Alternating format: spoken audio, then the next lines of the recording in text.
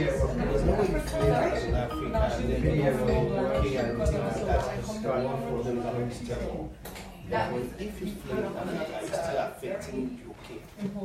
sir. Move this if you don't mind. Yeah. Retro, can I just? No. And then I can put it here if you want. Okay, you okay? Yeah.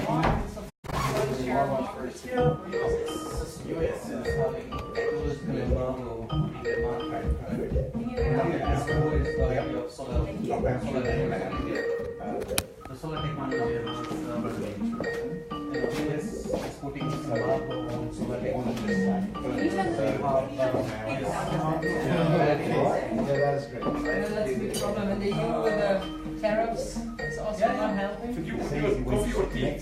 I'm okay, thank you. No? Thank you. I'm fine. Thank you. No, I'm fine, thank you. Yeah, I'm going to cut right now and then do a big joint group call. I think it's the way forward. Yeah? Let me test. Beverly. It's frozen. Yeah, it doesn't What work. do we do now? We're going to call her on Skype instead. Okay. Can you message her and ask her for a Skype ID? Everybody else is ready to go when you are. Yeah? So she's the only one who needs to have a Skype. Okay. Yeah. Okay. Okay. Just call them. Tell you what. And then add, call one and then add them. You have her email. Just email her. I send it to you on WhatsApp. That was the email. 1 minute. So let's give me a call.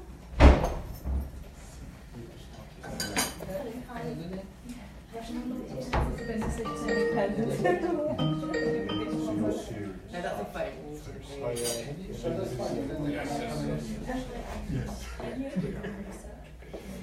and so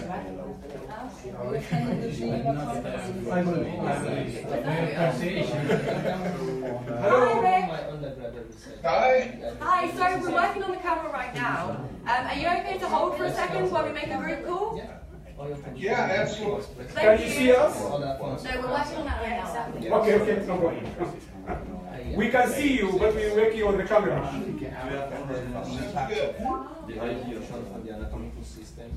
Yeah, the one on my phone. I've already added them as friends. Yeah, add it.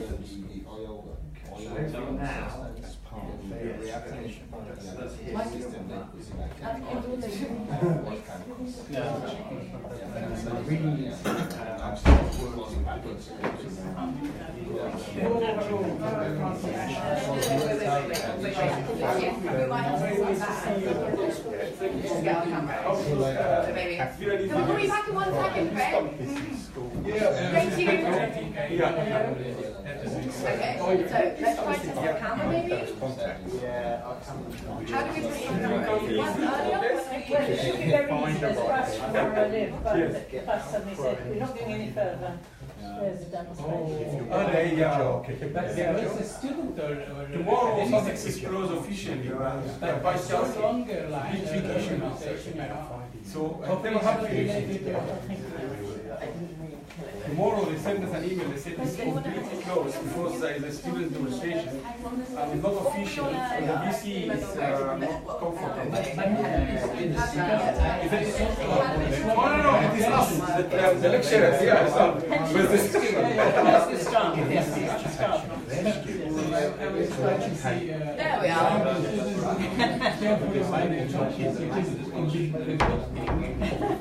Yeah, go ahead. Yes, this one? Oh. Yes, some coffee and Michael? just no. How many is that?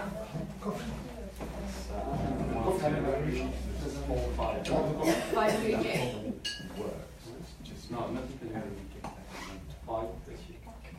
Okay, great.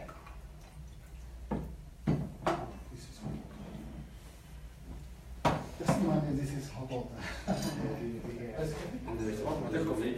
I don't have, I'm just working on it. No, this one is this one. No, this one. Hello. This one. I have to toast myself once.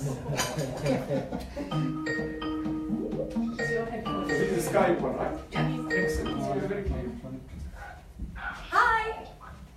I can see you. Can you see us? Excellent. Well, we can hear you. Welcome. Just hold on, Rick. There we are. Ready when you are. Everybody else is disconnected. Ah, Dobros is here. Okay, excellent. Can you bring the other gentleman? Excellent. It's better. I'm sure they'll join when they're ready. Yes. Yeah. I'll let Dr. Bentley know. Hello. I just need some help. Check if they can see us. Those are there. I think they can see us all pretty much. Yes. Thank you. And Douglas was there. Yes, can you try? Are you well? Where are you coming from, actually? Kent, North Kent.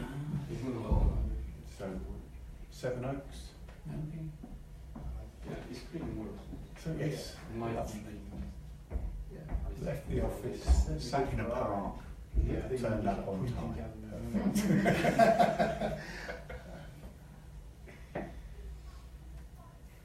The weather is very It's Douglas also. No one can. That's surprising.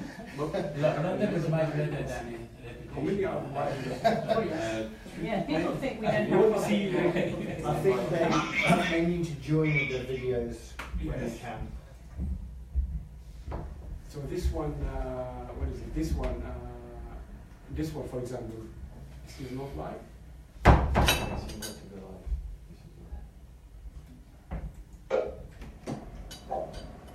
For example.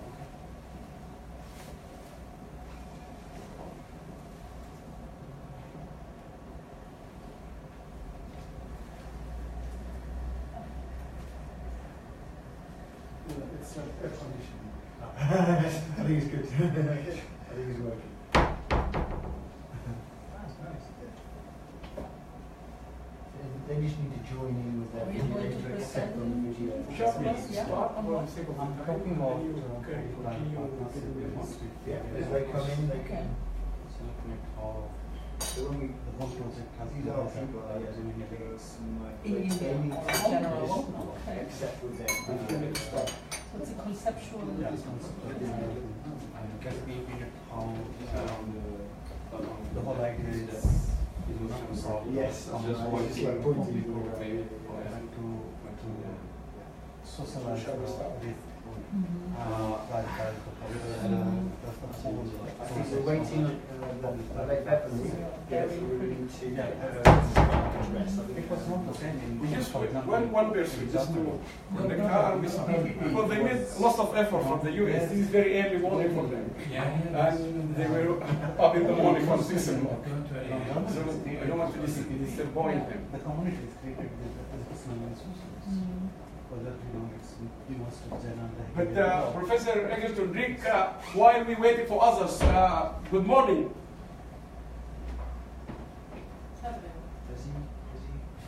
He's frozen. Can you try this, Douglas? They never work, they're very rare, those things.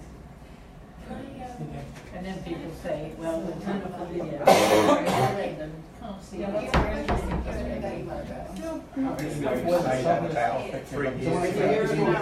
I was driving to Seven Oaks Mm. to remind people and that this guy uh, PPP is So not pull just over, put it on. it's not just private company. They took it somewhere in the south of France. They went to So Rick, you can hear us very well, right? and privatized I the think this property. is how am I doing this? Excellent. Before we start, I would like to welcome you all. It's very good afternoon. Thank you very much. I know you all made lots of efforts to come here.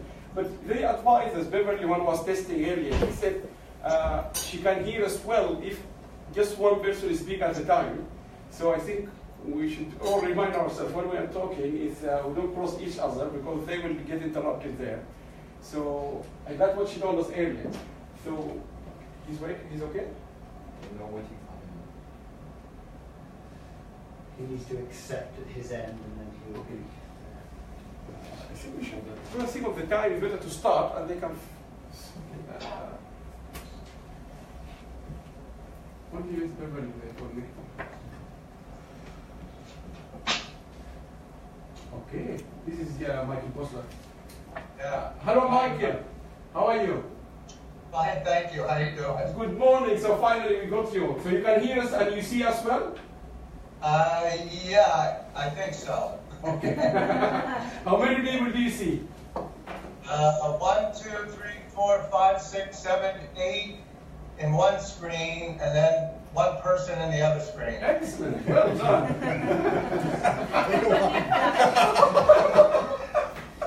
But I can't help. Okay, I think we will make a start because of the time, but we are going to get these people joining us. I'm Adam Ahmed, and I'm warmly welcoming you to this event, which is kindly hosted by the Center for International Law Practice. Nadia at my back is the director, Jessica, and all this team. We are very grateful. Thank you very much. I think we're already running 15 minutes late. Good morning, gentlemen there. Thank you very much. I know it's very early for you in the US. We will start, and sooner I'm sure we can connect Alain, Beverly, and Douglas. I'm sure you have all read, I will try to make my introduction very short, but just to bring you back to 1999, when we started the World Association for Sustainable Development. The main objective at that time, several academics from the US, there was a professor from Iran, one from Maryland, and at the University of East London, Professor Janet Drucker. We had a meeting and people were discussing two issues to do with information and research at that time. One of them, most of the research at that time in the late 90s about sustainable development, we found it, or our assessment at that time was, it is more discipline-based, more of these people are doing work on engineering and sustainability, economics and sustainability. But we realized there is a big multidisciplinary approach being implemented by researchers when they're looking into issues to do with sustainable development.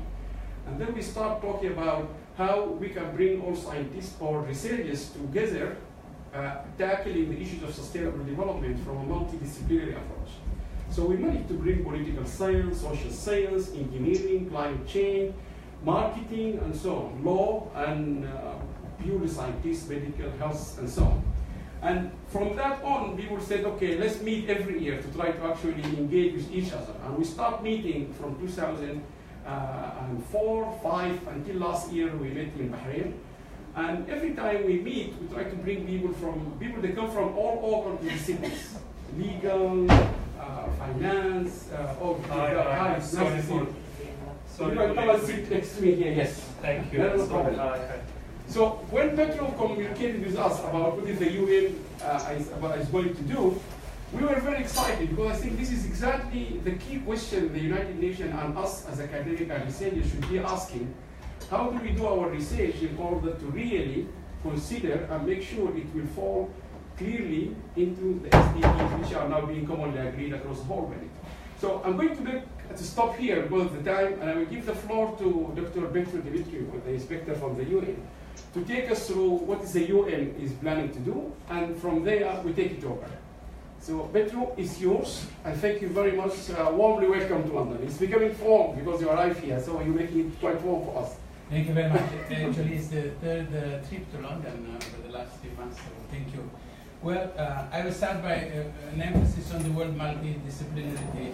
It somehow applies also to the Joint Inspection Unit of the United Nations. Otherwise, so practically we met within my project on knowledge management. He participated in a meeting in Geneva, and that was one project. And then we organized this conference together in partnership with the private sector. And then we realized that the project for this year, which is policy research uptake in the United Nations system, is also a matter of interest for the association. And that explains why, and I'm very grateful to you, why we meet in this quite original format, which is a joint inspection unit inspector and the academic world. That's I can tell you that's sort of premiere. Maybe It's a term break for me. Can you hear us, gentlemen, there? Yeah, we can hear but not see. Okay. Do you have a mic here? So, yeah, I can hear. Yeah. Hello? Excuse me? Yes. Do you have a mic to use, or? The microphone's not there. No, I will speak. I will Okay, speak speak louder. louder, yes. I will speak louder. We will make it louder. No, I will speak louder. Okay. I will imagine Yeah, I will carry speak on. to my daughter. So yeah. So first of all, as some of you already know, but a few words about the Joint Inspection Unit. We are an oversight body of the United Nations system. We are independent and we are system-wide. These are not words without importance. We are independent in the sense that we as inspectors were elected by the General Assembly in our individual capacity, of course based on a geographic representation scheme. We are elected by General Assembly. We are supposed to be independent as inspectors and independent as a body as such. We only report to the General Assembly, which means that neither the Secretary General or the heads of other organizations are our boss. Of course, we send our reports to them. They are supposed to implement our recommendations, but we are independent. We have also this feature which is not very common in the UN system. What you know as UN system is it's a big family. We have all, apart from the United Nations Secretariat in New York, all programs and funds very known to you, UNICEF, UNDP, but also the specialized agency, the Atomic Energy Agency in Vienna, FAO in Rome, World Tourism Organizations in Madrid. They are all part of what we call Joint Inspection Unit participating organizations. So we have this system-wide competence in the sense that not only we can get information, collect information and analyze information that come from them, but we are also supposed to make recommendations, and to the extent as our recommendations are not mandatory, we have to be very convincing. We have to produce good recommendations backed by factual arguments, and we in the end, if our recommendations are feasible, realistic, altogether they are really a vehicle for reforming the United Nations system. And there is an increasing trend for us to look at action that triggers system-wide interaction among agencies, because as a matter of fact, we call ourselves a system, but we are not in fact a system. Each organization has its mandate, they fight for resources, a different governance structure, so the notion of acting together is very important. And the Sustainable Development Agenda is the most important opportunity for us and the most important argument for us to promote this system-wide action. So this is more or less about the Joint Inspection Unit. I don't want to bother you with too much about it. You will see, if you ever have the curiosity to visit, how diverse is the panoply of subjects that we are taking. So we are not only taking this, but of course we have to do that because we have to promote efficiency in the use of resources in the United Nations. So we deal with administrative issues like delivery of services, like travel policies, whatever can result into a better efficiency in the savings of resources is something that is useful for the organization. But we also try to explore areas that have never been explored, and one of these areas is indeed the policy research. So basically, we are hostage to the notion that if we have to save money, and we are always, as you know, under pressure to save money all the time. It's not just, we hear from time to time, but this is the story of the United Nations since the 60s. So when we heard the word reform, actually the first meaning of the word reform was, saving, cutting budgets and do the same stuff or more with the same budget. But we associate that with the notion of money, sometimes with the notion of human resources, but we don't associate efficiency and avoiding the waste when we are talking about knowledge, when we are talking about research outcomes, etc. So this is somehow the purpose, the overall purpose of the project that we are undertaking this year, which is called Strengthening the Policy Research Uptake in the context of the Sustainable Development Agenda. The idea, by the way, the topics that we're picking up in our program of work are coming either from the General Assembly or from one of the 28 participating organizations, or they might be the result of our own initiative as individual inspectors.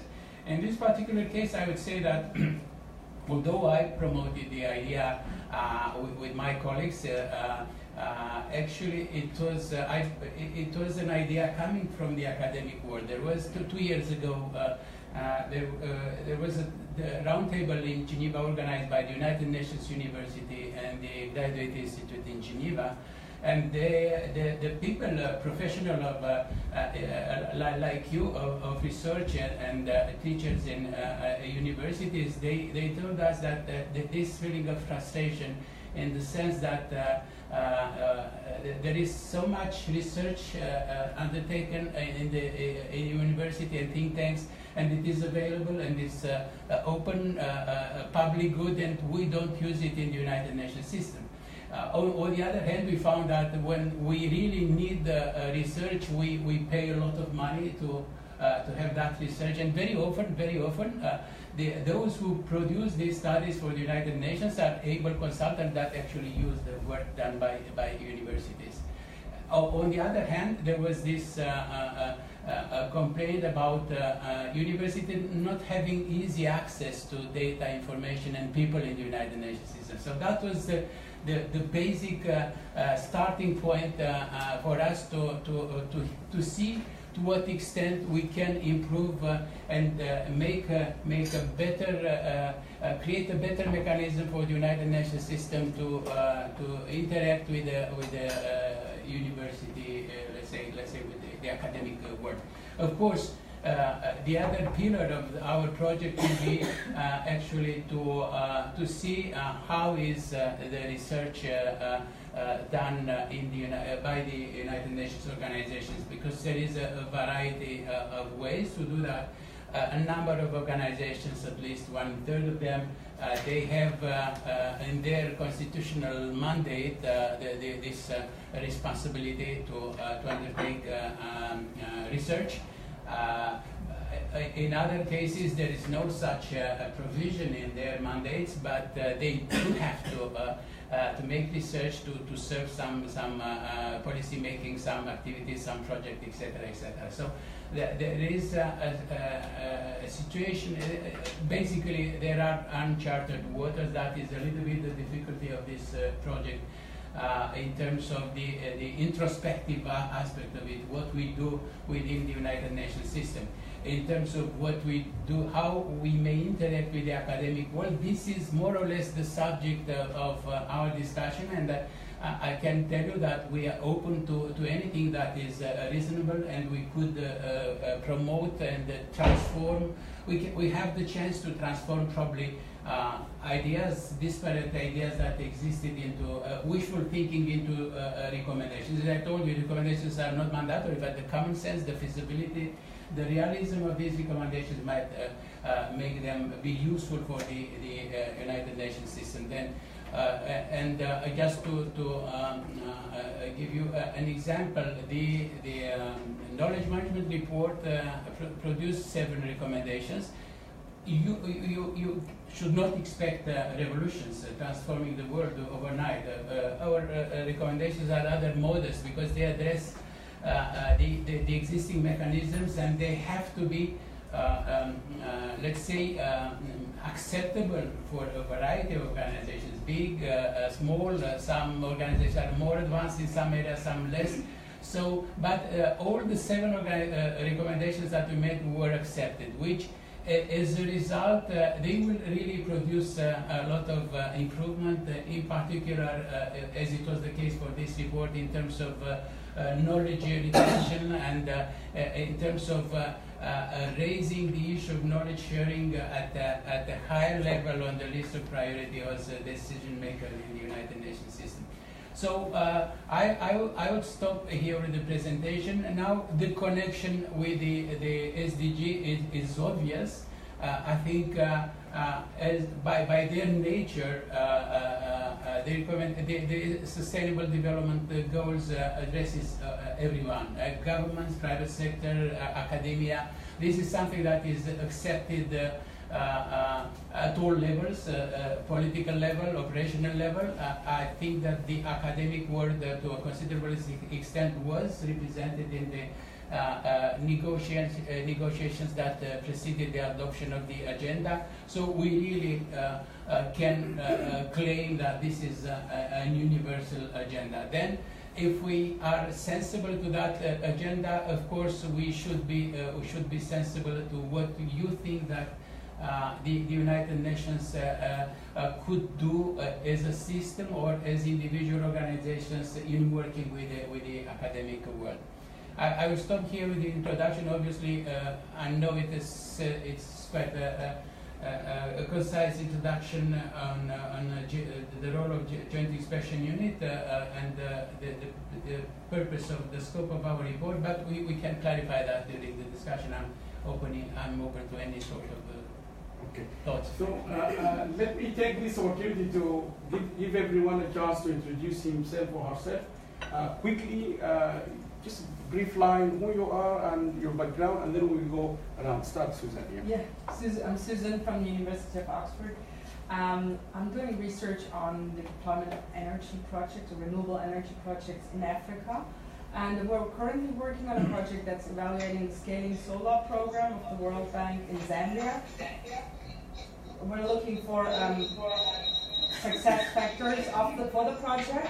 It's a very interdisciplinary approach. We're looking at technical criteria, we're looking into governance and policy management, we're looking in financial aspects, and we're also looking into the future. How can the big energy problems in Africa be solved in the rural and the urban areas? Okay. Hans? Hi, I'm Dr. Bhavani Naik. I work as senior lecturer in business strategy at the Coventry University. My research is around political economy of development, sustainable development, gender and inequality. So basically I'm right now looking at how market and religion promotes unsustainable development around the world. Okay. Hi, I'm Geeta. I'm doing my PhD in Oxford Brookes University, and my research is around mining-led industrialization and gender-based violence. And prior to that, and that is in India, and prior to that, I had a lot of work experience around consulting job like I have done. And within that, I have worked around areas of livelihood, women empowerment, and areas of health, as well as in terms of entrepreneurship development. I'm Frances Stewart, and I'm an emeritus professor again at Oxford. You have a heavy representation. And I've got many, many experiences working with the UN. Nadi Chris, I'm an international lawyer. Our research and practice is based on international law and policy. And we touched on a lot of issues. I actually participated in Oxford Energy Perspective 2015, and I presented on actually policy probably developing sustainable development is a developing work. And we advise governments and private sector institutions, and mainly to the Middle East and Africa, on policy issues. Okay, just before we continue, are you all hearing us well, Rick, Beverly, and Michael? Yep, I hear. Yeah, it's not very clear. Hey, but I can hear. the robot people need to mute their mics. Where is Douglas? Can you find the fourth person? Yeah, I can hear. Okay, excellent. Okay, so we continue, Sophia, and then we go. Yes. Okay. My name is Sophia Pali. I'm working for the Joint Inspection Unit of the United Nations. Okay, and Sam? Oh, my name is Julius Ali. I work for LCLP. Okay. My name's Alan Dean. I run a company called Burning to Learn, and I'm interested in linking the classroom to the world of work and the universities into the lower schools, primary and secondary, so that we get a kickstart in the SDGs. Okay. Yeah, I'm Sunday Afiku. I'm a lawyer in Nigeria and also a researcher in oil and gas law. that have special interest in marine pollution in Africa, and that's where I actually want to do my PhD after my master's. Okay. Hi, my name is Rochelle. I'm working in Boston Institute to prevent the cancer. At the moment, I'm doing two research. One to assess the risk among the minority ethnic groups in West London. The other research to apply honey on to treat the cancer patient. Queen Mary. Queen Mary. Hi, I'm Dawa Chaudhary, working as associate professor at the University of Suffolk in Ipswich, and I'm director of a research center, a Middle East Research Center, last 3 years. And my research interest is actually SMEs knowledge management, especially for connection between universities and SMEs, how they can develop their business in terms of development in line with the product development. And more interest is actually Middle East female entrepreneurship. So that's okay. Excellent. Jessica? Hi, I'm Jessica Longley. I'm the program manager at the London Centre of International Law Practice. I focus on the geopolitics and international security part of our advisory. And before that, I have recently graduated from Oxford, so we've got more. So I'll give you the chance there. So we start by Rick there at the top. Okay. Hi, I'm Rick Edgman. I'm at Utah State University these days, but I also have appointments at 2 Danish universities, so I'm in Europe fairly often. But my research divides along a couple of lines. Generally speaking, quality management, but the real emphasis for me is the embedding of sustainability considerations, social ecological innovation, and so on in business excellence models, so that there's a more holistic view of what excellence is and how it can contribute towards sustainability goals. And by the way, I have to break away for an hour at the top of the hour for a webinar that I'm committed to. Okay, no problem. So I think we might come back to you quickly. What time you want to break? What time? At the top of the hour, and then I'm away for an hour. Okay, no problem. Beverly? Yes, I'm Beverly Anderson. Oh, the feedback is coming. Okay. But I'm a professor emerita at California State University, San Marcos. And my research primarily is in the area of social issues for business firms, is how can they integrate social issues into their portfolio. And this is particularly relevant today when you have so much kickback from customers such as the NRA going against firms trying to institute more socially responsible activities. Okay, thank you. Michael? Hi, I'm Michael Bushler. I'm a professor of finance at Stockton University, which is in New Jersey in USA. My research focuses on business innovation, and I studied a lot with business incubators. Most recently, I do a lot of public policy analysis, mostly what the effect of government economic policy is on economic growth and reaching the economic goals. Okay, thank you. And I think we got Douglas. I can't see the picture. It does not answer to the Douglas? Yeah, I'm hiding, Alan. I just woke up. Okay. I'm on the West Coast. So. Okay. I served as Dean of Providence School of Business at the University of Wisconsin Great Bay. And we have many sustainability programs we're offer to, so we have some artifact doing research in the business, but also operate across the kingdoms. All is something to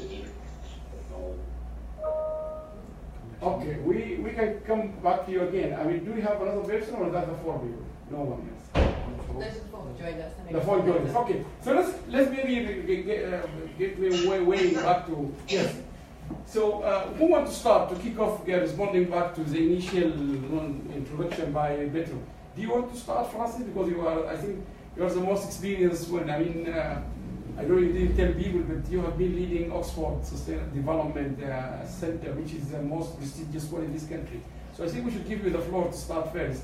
Particularly, you said you work quite a lot with the United Nations. Yeah, let me say, yes. I worked with the CDP, the Committee for Development Policy. I was its chair for 3 years.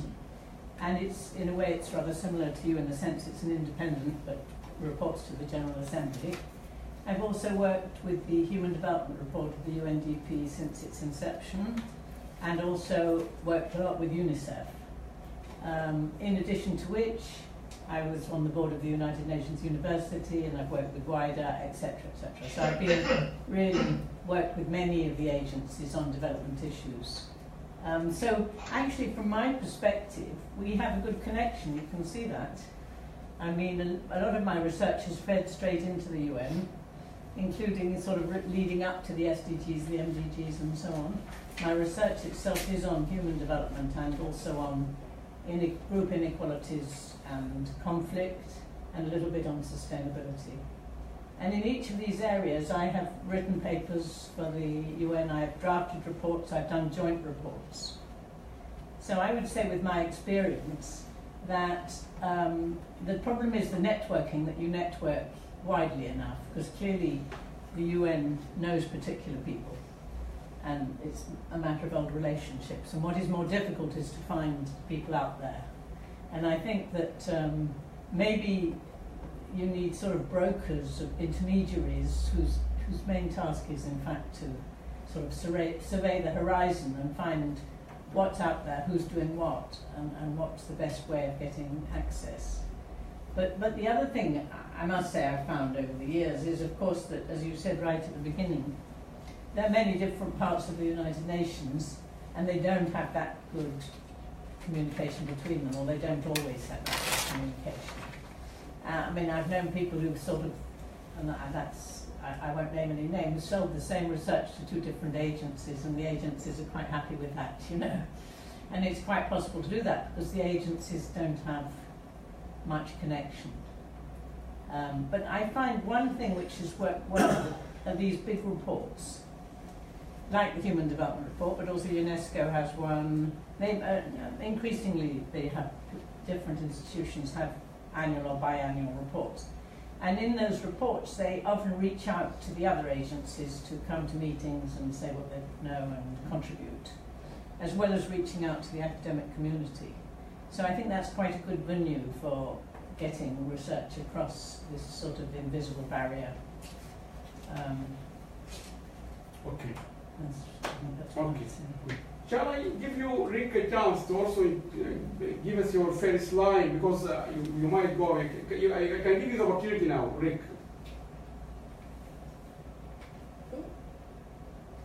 Yes, go ahead. Can you hear us?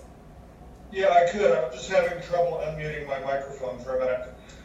So I think the main areas where I might be able to contribute, believe it or not, are through my students, especially the ones in Denmark. And the reason is that the large majority of my students in Denmark complete their theses in areas that are related to renewable energy, especially for Siemens commits renewable energy, for Vestas wind power, and for some of the smaller companies that are located there, but that are also international in scope. So I would say it would be partially through my students at Aarhus University. Additionally, my overall interests are in the introduction of technology and innovative technology into areas that improve social fabric, but that also improve sort of agricultural delivery, drip technology, things of that sort. So those are the areas where my students work and where I tend to participate a little more vicariously by directing their theses and pointing them to resources and things of that. Okay, good. Petro, do you want to listen to me, or do you want to, if you want to, anytime you want to interrupt me, go. I mean, no problem. My role here is to be a good note taker, to hear good ideas. So if you want to respond back, maybe, or you can? No. Okay, fine, no problem. So who's next? Who want to enter next? You want? Oh, yeah, go ahead. Yeah. I think it's very interesting platform to share our experiences, but it's important to understand what causes unsustainability among the people, those who are living in the real world. People like us, we don't live in the real world, in the academic life. So when we think about idea of sustainability, we need to understand what causes unsustainability. My work on indigenous communities in India and the way their life is being affected by industrial revolution and mining, we find that it is the metabolic rift between our needs and desires that creates this crisis. And overexploitation of nature and overexploitation of labor are the two sources of unsustainable world. So we need to really address the policy discourse in terms of bottom-up approach by looking at what is going on among the people, what is going on in the real life of the people, those who create this world. People like us, we talk, get money, and so on. But those who really create value, the working class people. And working class people don't destroy the environment. People like us, those who live in London, those who live in the cities, we destroy the environment. So therefore, when we have a discourse on sustainable development, we need to really think about what causes these issues of unsustainability and address the issues of life and livelihoods of indigenous people and working class people across the globe, whether it is in Scotland or in north of England or in the indigenous areas of Africa and Asia. So my idea here is to locate what we do together to have a policy discourse, not from the London but from the bottom up, by following the bottom up approach. That will be my intervention, really. Okay, excellent. Thank you. Perfect, good. Beverly, do you want to come in here? Particularly, you presented a couple of papers and famous presentation about what is sustainable development. So do you want to come in now? Okay, I will do that. Okay. I started really in this research. Let me mute this. I started in this research really looking at the different definitions people had of sustainable development and how difficult it was going to be to really move forward when each different group, whether it be academics or whether it be the general public or whether it be businesses or the government agencies, all defined it very differently, and we're looking at very different aspects. And the whole idea was, unless we could sort of agree on which direction we were going to go, we were going in 15 different directions. And in some cases, they were pulling against each other. They were really working against each other rather than moving together forward. And so a colleague, Kata, and I started really working in the idea of sustainability. What did it mean, and what should be the focus, and is there any way we could sort of coalesce the different ideas in a way that would allow us to really move forward? And we are really sort of stymied at this point. One of the things we're trying to do is see how partnerships with business and different agencies could work together. So if you could get business working with the government agencies, maybe they could agree on some things.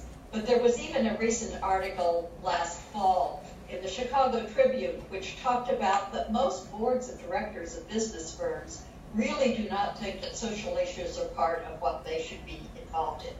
And many of them don't understand them, they aren't involved in them, and pretty much the most recent research that Kata and I have been working on is how could we educate and get involved business firms and the boards and the chief executives to realize that business is part of the solution. And it's essential if we're going to have sustainable development. Everyone has to work together on these different issues. And that's pretty much where we are right now. Okay.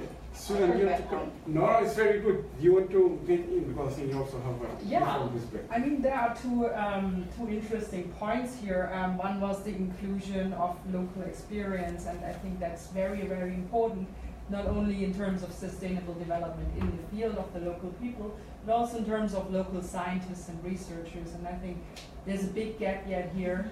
And we're from Europe or from the US, we're doing a lot of research on sustainable development, especially in developing countries, without really including researchers from these countries. And there are a lot of parallel structures.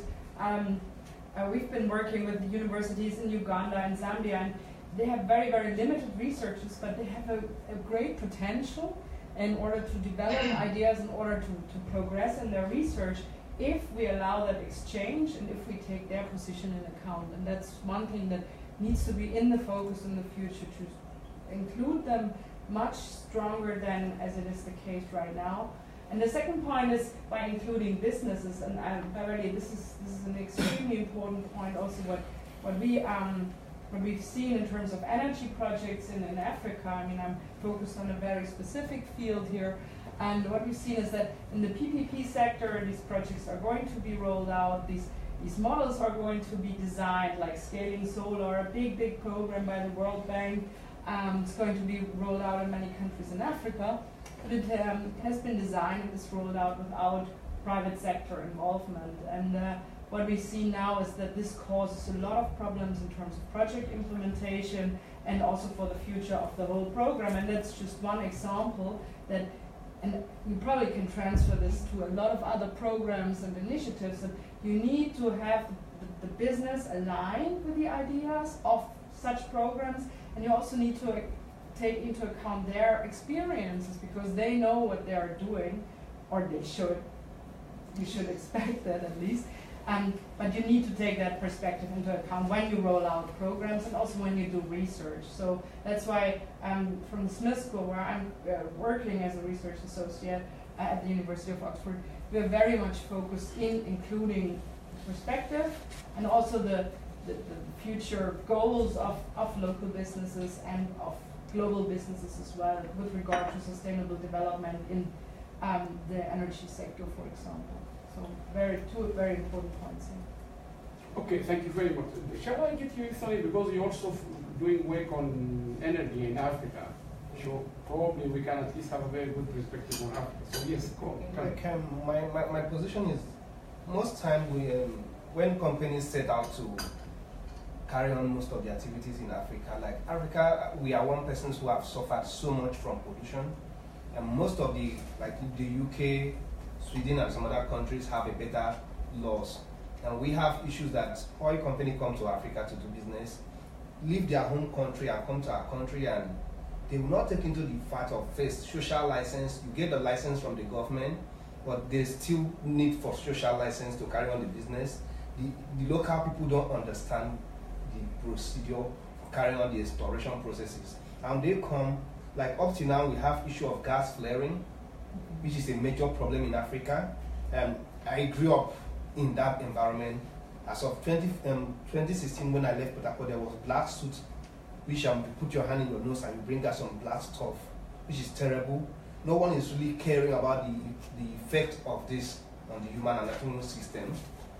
During my undergraduate research, I discovered that oil pollution was enough to cause mental retardation, was enough to cause stillbirth in children, and also was enough to cause death and cancer. And these are the things we battle with every day.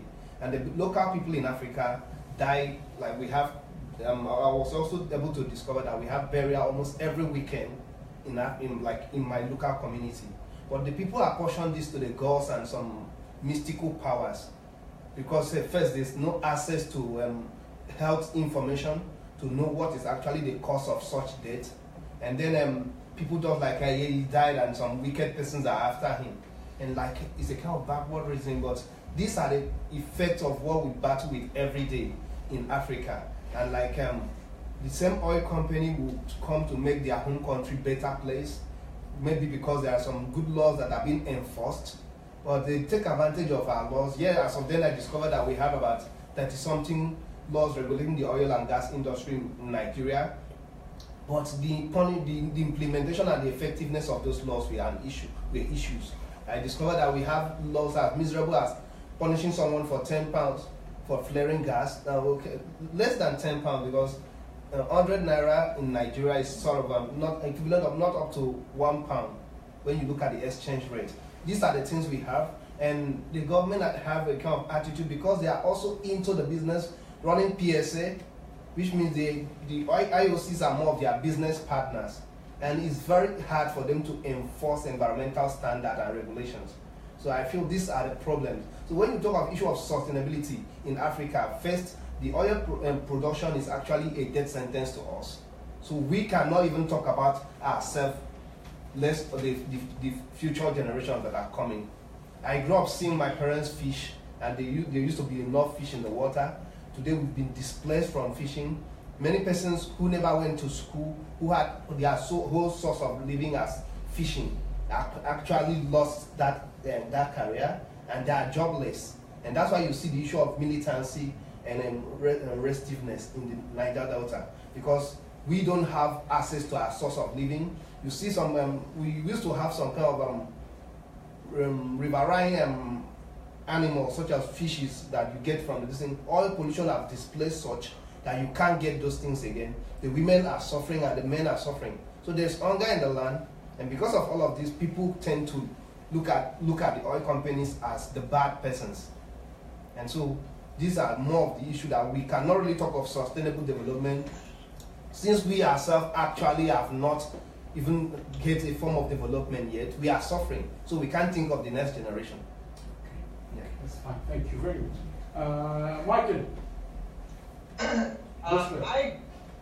I prepared some comments. I thought you wanted me to kind of give a 5 to 10 minute talk at the end. So if you don't mind, I'll give you my comments now. As you like. Do you want to intervene now or at the end? Whatever you think. Go ahead. Because although we promote technology, but we never trust technology. Go ahead. Okay, so here's. I looked over everything, and here's my conclusions. Okay. First of all, I want to thank you for inviting me to speak here today on this very important topic. Today's events highlight the importance of implementing policy research to reach the goals established by the United Nations 2030 Agenda. While most of the discussion today, I think, will center upon how this valuable research can reach all of those who would benefit, I'd like to talk a little bit more about the importance of the goals and the challenges that the nearly 200 countries that have signed on to this will face trying to reach the goals by 2030, which I think is very ambitious. Broadly speaking, the goals are to end poverty, ensure well-being of the citizens, and protect the planet. Some of these goals may be in conflict with each other in that encouraging economic growth may require the use of the least expensive form of energy, but the least expensive form, fossil fuels, will increase pollution and be in conflict with the goal of protecting the planet. So somehow a happy balance has got to be found there. Certainly conducting research to show what policies are effective and which policies may not work is vital to reaching these goals. It seems to me that to really get the goals, what's needed most is economic growth. As the economy grows, income earning opportunities become available for all those prepared. Economic growth will reduce poverty, feed the hungry, improve the well-being of the population, and eventually reduce income inequality. In order to increase economic growth, first off, the population must be properly educated. In the short term, specific skills can be taught to allow a person to become more productive, take advantages of opportunities. In the longer term, broad-based, high-quality education is needed to give citizens the ability to earn their way out of poverty. Growth also requires capital. In most underdeveloped countries, up to 90% of the population works in the agricultural industry to make sure there's enough food for all the citizens. The U.S. is the world's largest exporter of food. The U.S. produces enough food for its population and is able to export large quantities while employing less than 3% of our workforce. This is accomplished, of course, because the U.S. has accumulated large amounts of capital. For instance, in an underdeveloped country, you might need 1,000 workers with hand tools to farm, say, a 100-acre farm.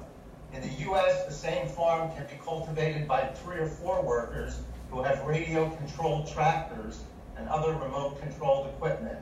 So the U.S. has been able to use capital to make our output more efficient. I hope I'm not taking too much time here. As researchers develop policies to reach the 2030 agenda, they should keep in mind that capital must be accumulated. This usually requires tax policies conducive to capital formation. The U.S., for instance, has just reduced the tax rates on all individuals and corporations, and the goal of this is to stimulate demand and increase capital formation. The U.S. historically has averaged about a 3.5% annual growth rate. However, the growth rate for the last 12 years has averaged just over 2%. The lack of growth has actually increased the poverty rate in the U.S. We're hoping the new tax policy allows the economy to grow perhaps at a 4% rate. Creating capital for less than developed countries will be very difficult, since capital is created essentially from income earned after taxes and after consumption.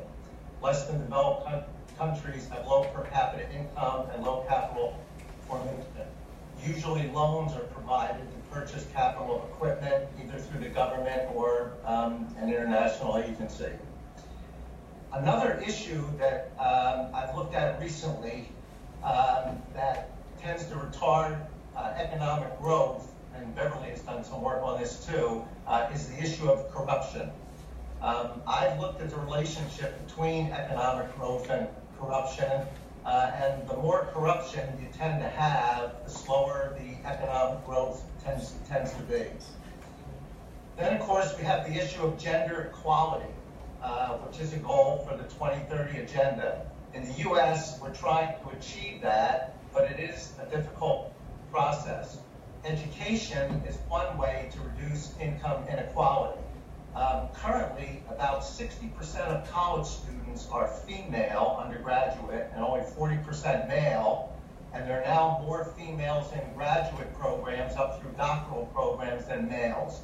So women are becoming more educated, and I think they're about to take over a lot of things in the U.S., which frankly I think is going to be a good thing. In some cultures, I know gender equality will be very difficult. Still, trying to reach the 2030 goals, I think, should be a goal for all of us. It's obviously not necessary for each country to develop their own set of policies. There's plenty of research being done, and if that research can be shared, it will enable countries to get started and avoid some mistakes. So let's make sure all this research is available. Thank you. Thank you very much, Michael. Thank you. Probably just before we go to the break, Dava, I think I'll give you the chance, particularly if you can bring a Middle Eastern perspective here. Yes, I think what Dorla said actually, my research interest always is actually SMEs interaction between universities and businesses. So we want to see like how this model, especially nowadays, if you look at it, most of the businesses in UK or rest of the world, they are actually disappear within a couple of years' time. So as I'm actually analyzing a lot of big data, so I'm thinking like how we can see in the rest of the world, a lot of businesses actually come in and come out, but there is no legacy. So what is actually the behind the losing them in terms of United Nations, in terms of globalization? We want to see like how knowledge we can actually make knowledge management under knowledge management to keep them a sustainable. So if we see some of the countries actually doing better than other countries where SMEs are actually losing their temptation or intention with their business, so how can we develop this policy to make more viable, more sustainable? And the second one is obviously the Middle East, especially my research, most of the research is female entrepreneurship, how we can bring the Middle East women, especially young people, to be business in terms of their own intention, in terms of family support, and how it will be actually linked with government and universities. So I think I will contribute some of those research to this special unit if needed, and if I can contribute, I'll be more than happy to support all of you. Excellent, thank you very much. Professor Remain, I think I can see you now. Can you see and hear us? Professor, can you hear us? I can't hear him. He's speaking. No, I can't. We can't hear you.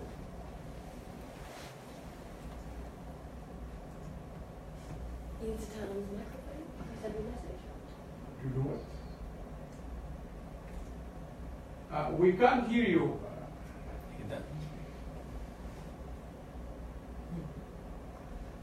You see what's going on here? The SME is very well. Hello?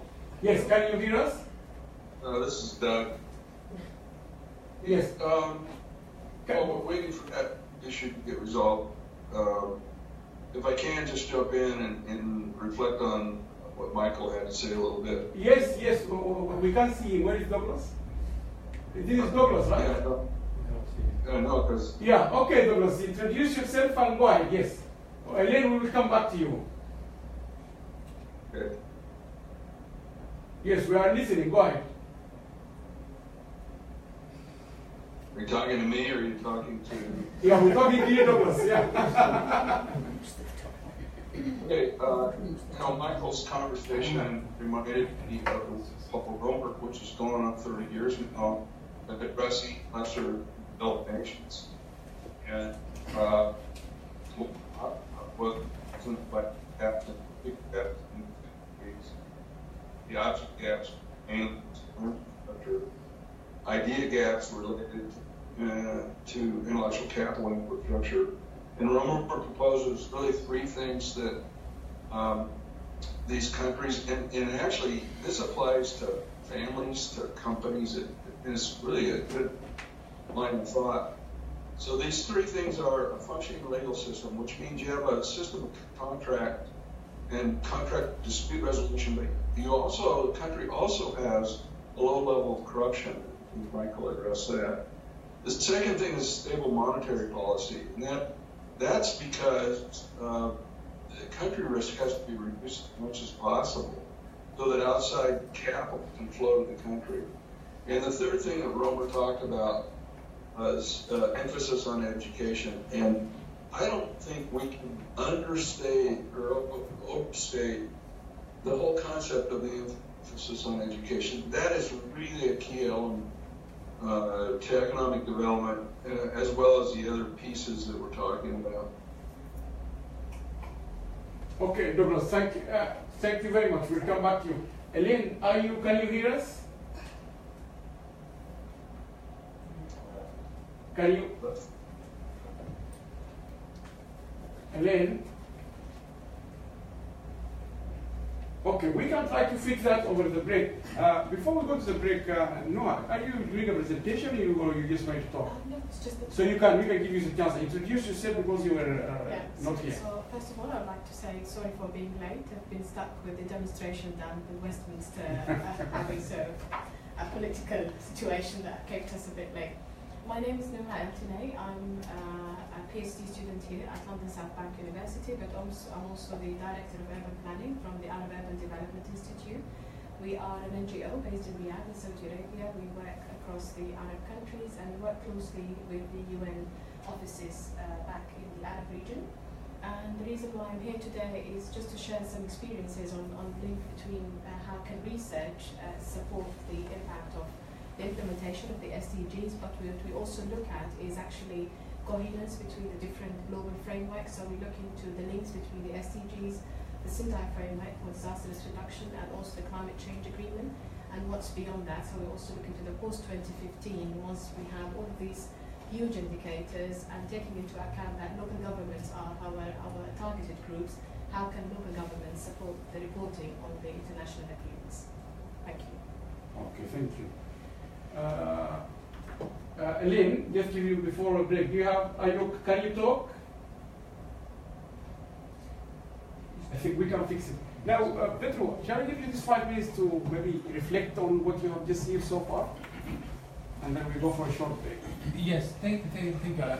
Well, it is not that much of reflection. Your points are very interesting and very specific, and we are experts in these areas you are talking about. What I did is indeed to make a sort, because this is, I'm trying to translate your presentation into possible recommendations, and I could see already, I noted a number of ideas that are the embryos of possible recommendations. First of all, the idea of the network of researchers. So practically, whatever you say, we admit about ourselves that we work in silos and we do not communicate very well, but it might be well the case for the world of universities. So we will be considering the issue of academic networks. To what extent the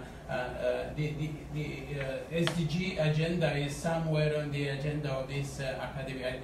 I wonder if the institutions you represent here are part of some of the existing networks. There is one which is UN Academic Council, which is... some are part of the Global Compact. So, like Sussex School is part of the Global Compact. Global Compact, as you know from the report on last year, should revise its own kind of structure. So Global Compact basically should, in fact, put some emphasis on the businesses and the connection with the businesses, and maybe we could strengthen this academic network as such, without excluding what was here, that the business for the issue of innovation is might be a very a joint venture between researcher and the business sector and their resources. Then the brokerage of what is done in terms of research, that is that sounds very good, but we have to visualize, to imagine how this can be done. I met in my experience last year a platform which is called as such Climate Change Broker. So the intention is really to have enough outreach to make people, think tanks, universities, NGOs, to bring, at least to signal their inputs on climate change. And I of course, I didn't have the analytic tools, but it seems that already these climate change brokers knew more than the Secretariat of the Climate Change Convention, which should not be surprising, because their business is a little bit different. They are supervising the implementation of the climate change agreement, so it's not necessarily a knowledge broker, but that's again a great idea. And the impact, I admit what Francis said, that the impact of this flagship, or what we call flagship reports, and that would be also part of our the scope of our to see what are the flagship reports and to what extent they are. Of course, you quoted the Human Development Index is one of the most important flagship publication, and you remember the beginnings when it was scientifically very contested. They said that this sort of index, it's nothing, it's not policy, it's not politics, it's not science, it's nothing. It's an artificial composite. But we know very well that this is a very influential index, and governments sometimes are very proud if they could advance one steps or two on this. The issue of communication between universities. This is why perhaps we'll develop this. We talk about that at the end of the discussion. To what extent we can have a survey for the purpose of our surveys among the universities, to the most representative possible, because we should be very representative in what we say. So we can consider a survey among universities, and that would be already a way to set a sort of cooperation agenda among universities, or at least communication agenda. The bottom-up approach, of course, I think this is already something that is admitted as a principle, and I don't know how we could proceed on this particular issue on policy research uptake, but in terms of the partnership with the private sector, some of you are interested in the subject. You will see that we provided this notion that problem solving should start not at the United Nations headquarters but at the national level. And at the national level, we don't have that problem of representation, where the UN is an intergovernmental body. We cannot be on equal footing with the businesses. yes, perhaps in the General Assembly, but we can be on equal footing at the national level. And one of our recommendations is indeed to create a framework to start working on various SDGs at national level.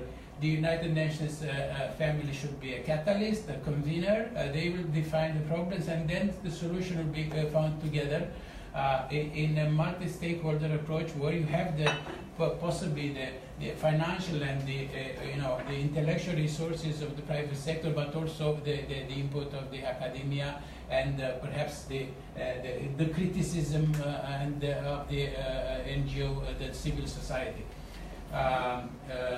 Inclusion of the researcher themselves. This is one of the.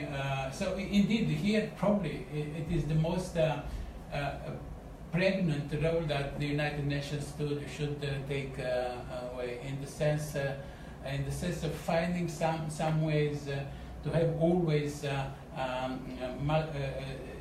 teams or association of research that would include not only the South researcher, not only as a beneficiary, because we tend to say that South benefits from the research done elsewhere, and we all know that it's not true. There is a lot of potential, as it was mentioned. So we have to valorize that potential. Businesses is part of the solution. We fully admit. I won't insist on that because we insisted in our report on partnership with the private sector. I think one issue was. It might be an idea. Our research in general does not go too deep into the issue of the legislation, or after all, the national legislation. So we speak about environmental norms in general. Some norms are not part of a treaty as such as to trigger an effort to adapt those norms at a national level. So there might be a way to inform better the international community would be to know, in fact, to what extent and how the national legislation affect positively or negatively the implementation of SDGs. And that is a difficult question, but it's feasible in the sense that, as you said, we have researchers in the South, so they can have already the answers, and we can see have a mechanism in which we compare the existing legislation so as to promote good practices in legislation, not just good practices in operating in operations, or good practices in attracting communities to some activity, etc., etc. The education seems to be a panacea in many respects, whether it's about gender equality, whether it's about environmental education, or whether it is about SDGs in general. So then when we talk about SDGs in general, maybe we should encourage, or the UN should encourage the study in the university, at least in public universities, of the SDGs under this let's say SDG reflection aspect, and then will come. When I say education, it means all levels, not necessarily the university level, but also the primary education, etc. Another issue that was raised, and I put it down as an MDO for ICE, is making available existing research. That is much complicated than it sounds. There is a lot there, and actually, as I said at the beginning, that was what our initial assumption, that there is a lot of useful research that is not known and is not properly used. So these were already my notes, and I appreciate very much the quality of the Yes, Sophia. Just to complement quickly on the final point, that there is a lot of research within universities and within the UN. We had all the different subjects, disciplinaries, regional aspects, and this very much reflects also the way the UN is structured. We have dedicated agency funds, programs, universities, think tanks who are looking at different pillars of the SDGs. The reality is that it's a very ambitious, challenging, and a comprehensive framework. But I would like to hear more and ask to discuss from your experience. How is the interaction? How is best to promote research and influence policy? not only with, because the UN is also a convener in that way. We support our national counterparts, our member states, in the implementation of the Sustainable Development Goals. By looking at discrepancies or a lot of time duplication of research and resources across the system, that is something we would have to deal with and think about. But in the meantime, we would also like to hear how do you best communicate your research evidence, and if you have good examples of how it's heard, not necessarily by the UN, but in the country that you are serving, in the think tank, in your NGO, from the grassroots to the regional, the national, subnational, regional, and up to international level. That would be extremely useful for us as we think ahead.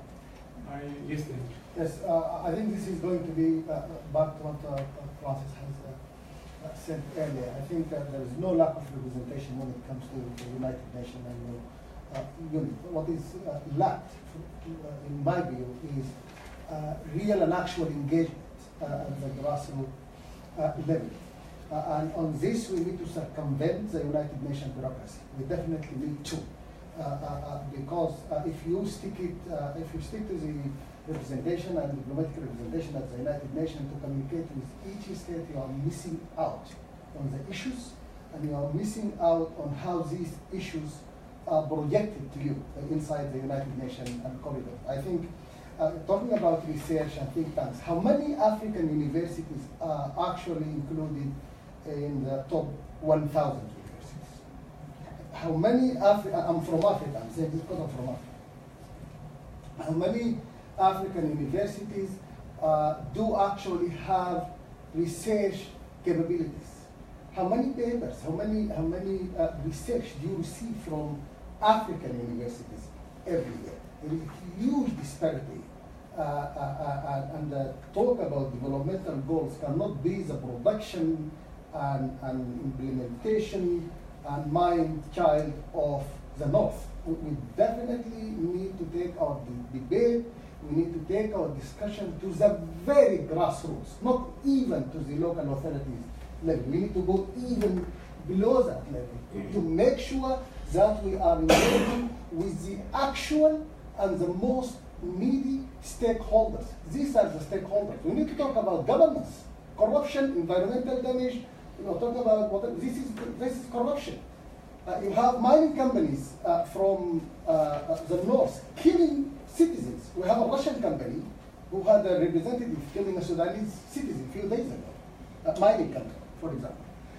This is corruption because the company came under whatever support from political figures or whatever. We definitely need to engage through the grassroots, through the brokers, through the agents, community organizations, and that proved successful, by the way. In so many countries where there are political instabilities, you can communicate directly with the local communities through their representation, through their agents, through their people, through their expats, through their political refugees. So you need to find your way into the grassroots. And actually, your research does not need to be just practice-led or whatever. It has to be grassroots-led and actually informed. Because so many countries, I took part in country readiness assessment for public-private partnership. And I was involved in the assessment of the biggest economy of the Middle East, without the need to name it. And we struggled to interview people, to talk to us about the regulatory frameworks, the banking infrastructure, the judicial independence, and whatever. These are the core determinants of having constructive and successful public-private partnership. We can't talk about public-private partnership when we have no governments, when we have no good governance, when we have political instabilities, when we have civil wars, when we have whatever. So we really need to sit back and decide how to approach it. How we ran a project on the non-state actors last year here at our center, and we found that over 1 million plus square meters are actually controlled by the likes of Boko Haram and non-state actors.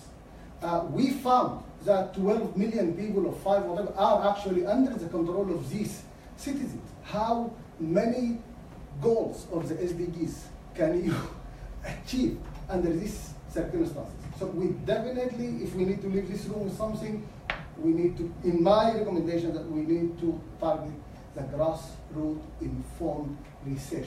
This is the way to circumvent the bad governments, because if the bad, corrupt governments are aware that they are actually citizens, grassroots citizens, are able to communicate their agenda, their concern to the world outside, they will take care of that. They will actually take note and they'll make sure that they address those issues.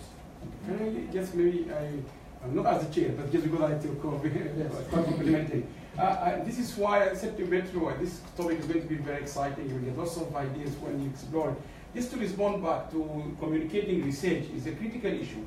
And when we started this WSD more than 20 years ago, the whole idea about not only communicating research, but research really has to be easily communicated to people, the grassroots, because if research is not going, all research in agricultural technology, we met farmers in many countries and duplicated in India, in Africa. This technology, they have not even been consulted on the research. So you find the professor in his research institutions doing research to improve productivity of agriculture for the farmers, and the farmers, they have no idea what is going on in that university. Imagine you are working for them. Now, I will echo this one. Now, most universities in the UK, and I'm sure in all others, they are taking communication of research as a major issue, and they have department, or they have people who are employed to communicate research. But unfortunately, and I'm saying this from the, I think not from the UK, but from most OECD countries, the way our research is being communicated, most of high-level approach is still not really to the grassroots. So when we're communicating, to whom we are sending the message, it should be to the grassroots. And to take that grassroots, I will give you two examples. One from Oxford. It might not be pleasant one for Oxford, but I was in the Africa, this was late here, it was 300-400 people called Africa, it's a big conference, it was in London here, I can't remember the exact title. They research the media, and I think the dominance of, because you are a United Nations, you have to really take this grassroots quite seriously. The second thing, I was advising on a committee in 2006, 7 and 8 for the European Union, called International Scientific Cooperation. And we written a very important article with my colleague just finished time about the importance of integrating the South researchers in the global research, if you like, domain. And we have given example of that issues like climate change, malaria, HIV, they were never going to be resolved without working closely with people from Africa and developing countries. So it's already been proven, and people, they know this is how important. You can't solve climate change without, like you now, working with Zambia and so on. But I think from a UN perspective, they need to take this issue quite seriously, because this is part of the major problem. I'm sure Francis will agree, many people in the development studies research will agree. This is fundamental problem. Most of the research should integrate these people. Just finally, to finish this one, I think the scale of the project is huge, Pedro. I think I congratulate you and the UN, because this should really be, in my opinion, the academia should have led this research a long time ago. We should have volunteered this. Not I'm saying the UN is not, but we should have telling ourselves more seriously about how we actually creating an evidence base based on grassroots. But maybe to conclude here is that I think I like your word about representation of academia from all over the world. There is not one in the top 1,000. But I think if you go to some universities have now been proven as centers of excellence from developing countries. I think it might be good to see how those in developing countries who have been proven to the whole world about center of excellence in research, to see how they manage to do that despite lacking marketing, lacking propaganda, not propaganda, but lacking marketing, lacking the media, lacking the Oxford brand, lacking all these big names. They are very small universities across the whole world. I'll give you the chance, Sudan, but I think you all might ask me for a break now, but I can let you just try to be very brief. Yes, and then we can go for the break. Yes. Because it's just you have asked how can we implement our findings? What can the UN do? And just one example. So we're working for a research project, and the requirements at the moment are very much focused on inclusion of African universities, of African-led approaches. So we're focusing on that a lot in our research at the moment. We involve local communities, we're doing surveys, we're having interdisciplinary teams with African researchers.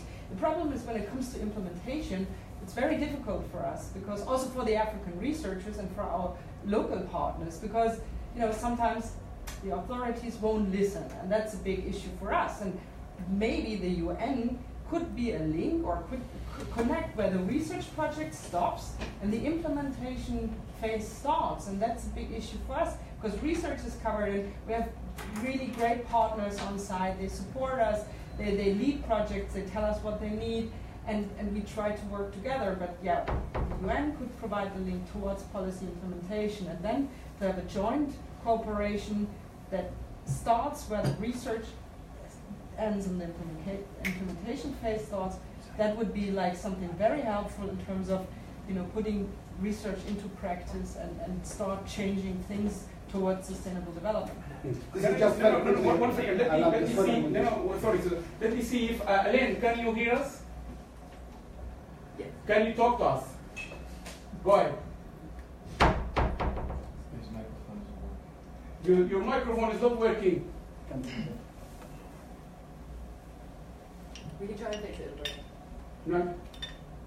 Okay, so we will hold you at least a break, okay? So shall I give you a break, because I think it's I give you 10 minutes break, just 10 minutes, because I think that's correct, right? That's one.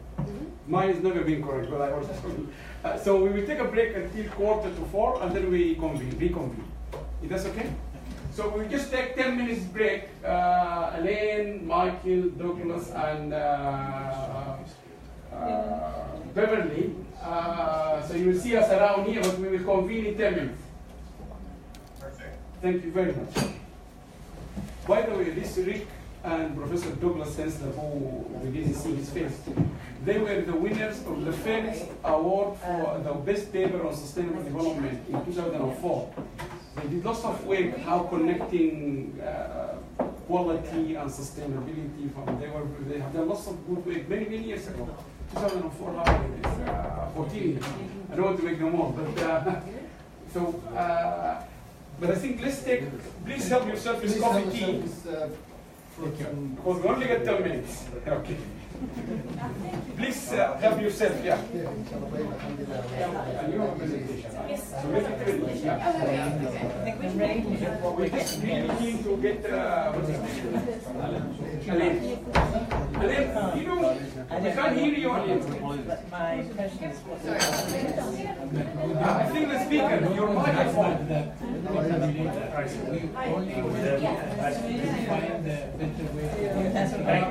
Thank you very much. How do we solve the problem?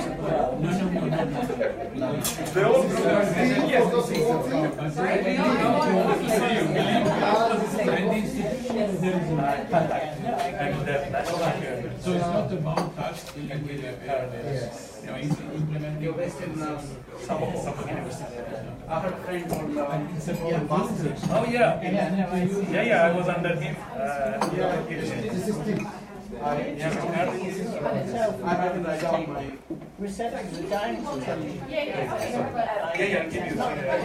We will take a break. يعني هناخد لنا زي بريك زي 10 دقائق. الله يديم الزملاء، احنا هناخد بريك 10 دقائق، ولو في اي زول عنده سؤال يجهزوا لنا او يرسلوا لنا هسه في البريك عشان نقدر نسأل للناس دي، لانه دي فرصه كويسه، وهخليه موجود مواصل معنا لايف.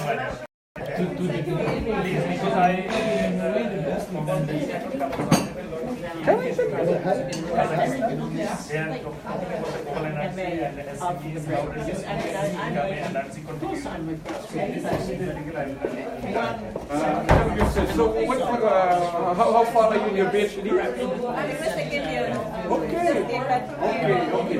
But you are in Coventry, or you go to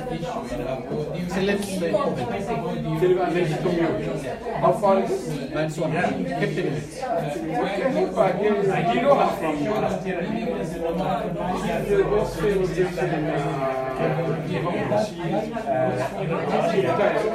Director of National Development, which is Oxford main department for international development.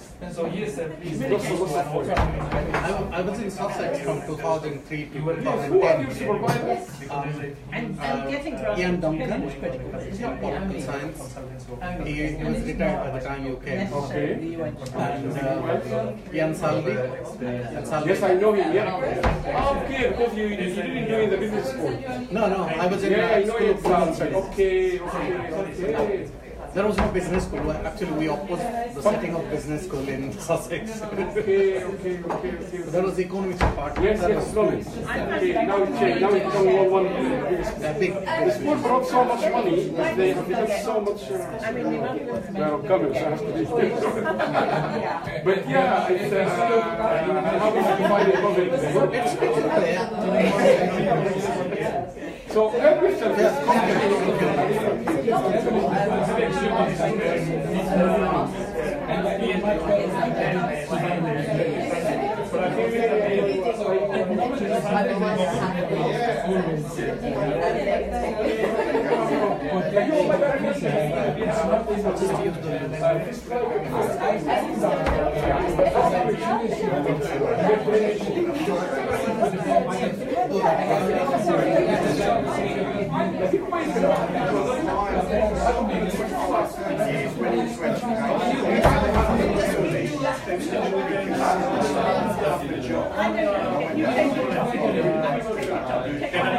Maybe yes.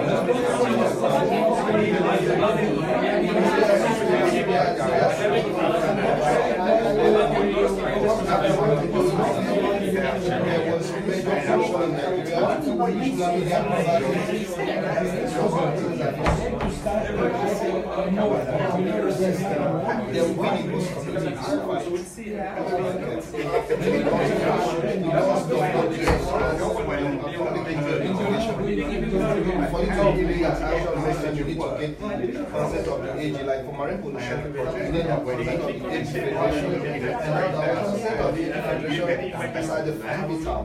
Now the rigorous process of applying and getting the consent to farms, then there's the issue of the action rating. So much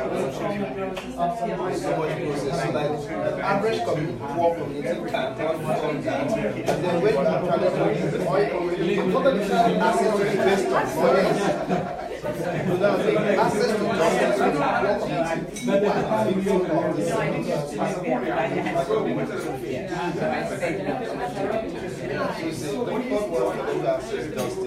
and then most of the persons are actually like go back and be recruited by some of the best friends that they work for oil company, and then those communities still suffer the same thing. They have the money, they pay and they take what happened. Then the only law that actually has some rely on the same politics, oil politics. Thank you. We have an environment that is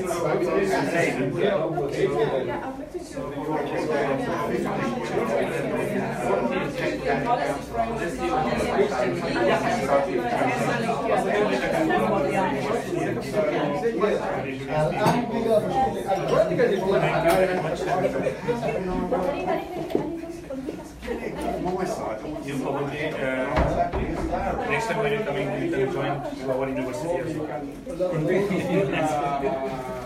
Thank you, nice to meet you. learning to learn. Yes. So learning could be. You were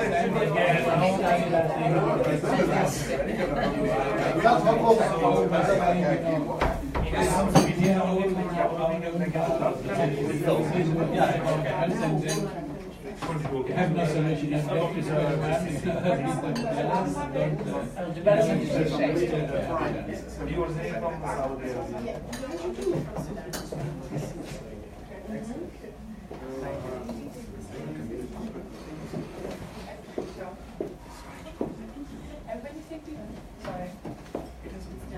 So like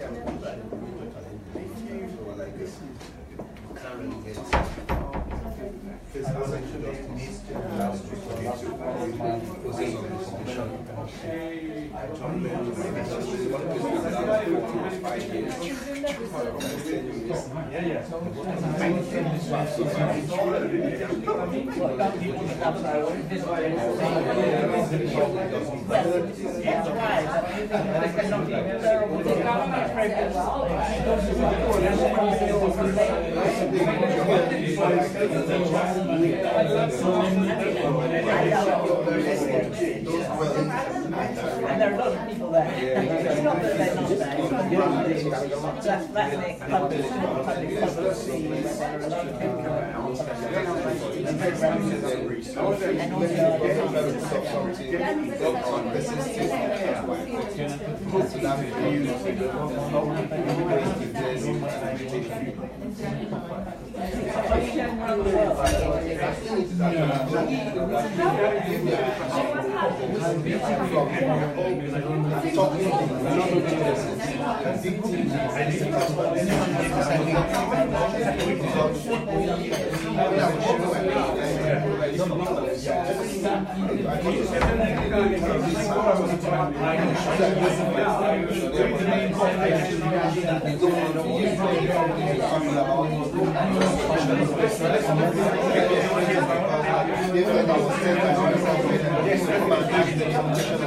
Can we reconvene?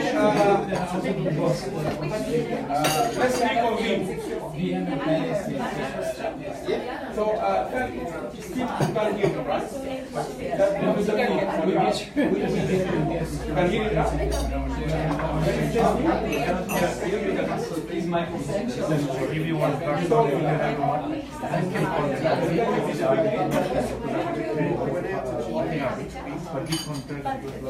So let's reconvene.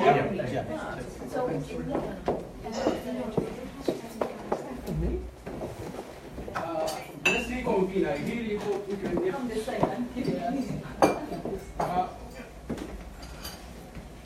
Beverly, Michael, and Douglas, I want to repeat again. We are very grateful for you waking up so early to stay with us. Thank you very much. My pleasure. And we know you are a dedicated scientist and researcher. That's why you are here from early morning. Now, we want to test Elaine last time. Can you test him just to make sure if you can get him or not?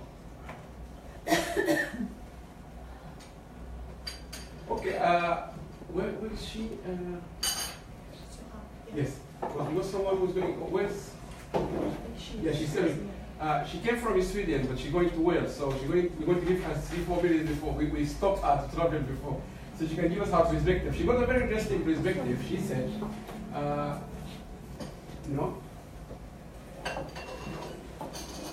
Okay, then while,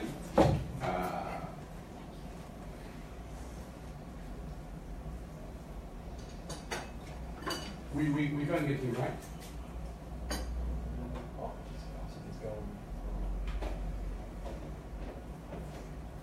Okay, then why they're fixing this technology? Shall I give you the opportunity to tell us about learning to learn? This is a very interesting. Is it? Yes. So, yes, please introduce and go ahead. Yes.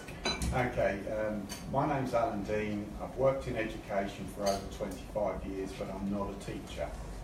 It's linking the classroom to the world of work. 3 years ago, I started looking at the SDGs and what was happening around the world and how different countries are challenging or solving the problems they have. So as the SDGs got into my head, and I thought, how do I get it back into schools? How do I work this? And I'll be honest, in the UK, in Kent, North Kent and South London, I wasn't able to get through the door. So I took it to the Scouts. Went into the Scouts, volunteered, and then they said, well, how are you getting these kids to come up with this and run with it? I said, because I'm empowering them and they own it. Showed them the global goals. Have you ever heard of them? No. Here's a picture. Tell me which one you would like to learn about. 2 of the group chose water, and I said, to make it easy for me, do you mind if we work on water? An 11-year-old, when we were saying, showers, how can you use less water in the shower? Do me a favour, measure how much water you use. 50% of them saved 50% of the water. And the smell wasn't too bad a week later. But they couldn't believe it. And I said, well, an old person like me, I like to soak in the bath. So how can I use the water? I said, no, you're using a pump. No, that's no good, you're using energy. So they said, well, the only way is if we put a toilet downstairs, you could then use it as grey water. Marvellous. I said, excellent idea. He said, and what if we put a spinner in it so we could generate electricity? And this is an 11-year-old. So I said, right, okay, how can I grow this? So I went to the greenest football stadium in the world, built in 2006. It was in a town called Dartford. So we went there and we took a media team in, made up of 11 to 16-year-olds from 6 different schools, and showed them around. They become the reporters, got corporate social responsibility, money to fund us, and suddenly the kids are loving it. So I said, next week we'll bring in the architects that actually designed the stadium, but I want one of their young designers, maybe not on the project. So I've now got a 30-year-old teaching 15 to 11-year-olds about sustainability and what they've looked at in architecture. So suddenly they own it. And I've just doodled here, we had 15 youngsters that equated to 5,000 youngsters in their school when it's fed back, which led into 11 districts or boroughs. And then we've got one of the councils to look at when the mayor comes to pass in May, he's going to run it on the SDGs. Because his child went to the event and I asked him, why don't you run it your year as a mayor, looking at all the businesses in your district that look at the SDGs? He's now going to do it. That's come from 15 youngsters to 5,000 by empowering them and listening to them. And without mentioning the university that I was lucky enough to go to on Friday, they were selling architecture as a course. So they had the students, 170 of us, they had the students, the teachers and the businesses. And they confused the message. No one would want to sign up to do the course. And they never mentioned the SDGs, and I couldn't believe it. In architecture, you've not got through. So there's a mismatch. So my question to this group is how in the universities can we set up some research that actually searches out and finds what the youngsters want to learn about of the 17 goals? So instead of saying this is what you need to learn, which of these really interest you? Because if we talk to the heart, we've then got the energy. So it's making fun out of education. Excellent. Let me give opportunity to our colleagues there. Yes, because I think you said, yeah, we give you the floor now. Introduce yourself and give us your perspective. Yeah, hi, my name is Soha Hassan. I'm here actually with my friend Noah. Okay. She told me there was this discussion on sustainability. I'm not, I'm a researcher, but I don't... Speak louder so they can hear you. I'm a researcher, but I don't really research sustainability, or my focus is not on sustainability. sustainability, but I'm very well aware of the SDG goals, and specifically in relation to public spaces. And the reason I bring up public spaces maybe is because for me, like one of the contexts that I work in usually, they are really different than what public spaces are in the SDG. Like sometimes I think it's problematic. Sometimes the UN kind of, these big goals are not really, they don't fit and they're not contextualized. And so this is my critique, like probably like when it comes, I don't know, like I work with, I have an NGO in Bahrain where we work with the public, we interact with the public a lot to kind of come up with solutions or exchange of ideas between professionals, architects, and also with the general public, because a lot of times there's this disconnect. A lot of the intellectual discussions happen in these closed spaces between people who share, like a similar academic background and similar kind of similar academic background, basically. So kind of we're breaking these barriers by kind of being out there with people who are usually not included in these debates, even though the debates are a lot of times about that we were talking about. So this is, it's in Bahrain specifically where we don't have public participation and planning and so on. So it's in a way kind of, creating this space for having this interaction, beyond just like the academics or just the researchers or so. And we use art to actually get to the public because it's much more fun and it's easier when we have like contemporary art installations where people come and ask and then they generate all of these kinds of discussions. And then take ownership. And that's how you initiate kind of bringing like this gap, like bridging the gap between, more serious issues, but then also making it more accessible for the public. Okay, thank you. Let's try again, and then we come. Is he okay now? Can we try him again? Or? No, you can hear us, but you don't. Okay. So we go to you, Rasha, and I think this is going to be a presentation, right?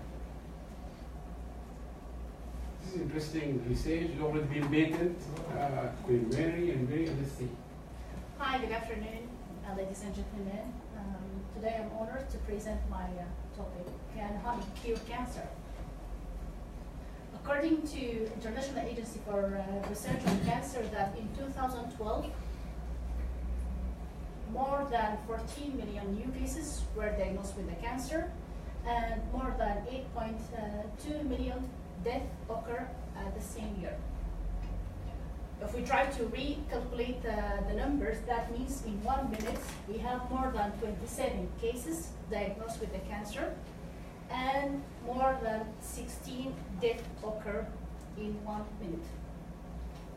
And for the projection of cancer in 2030, we have more than 23 million new cases will be diagnosed in the world, and more than 30 million deaths will occur.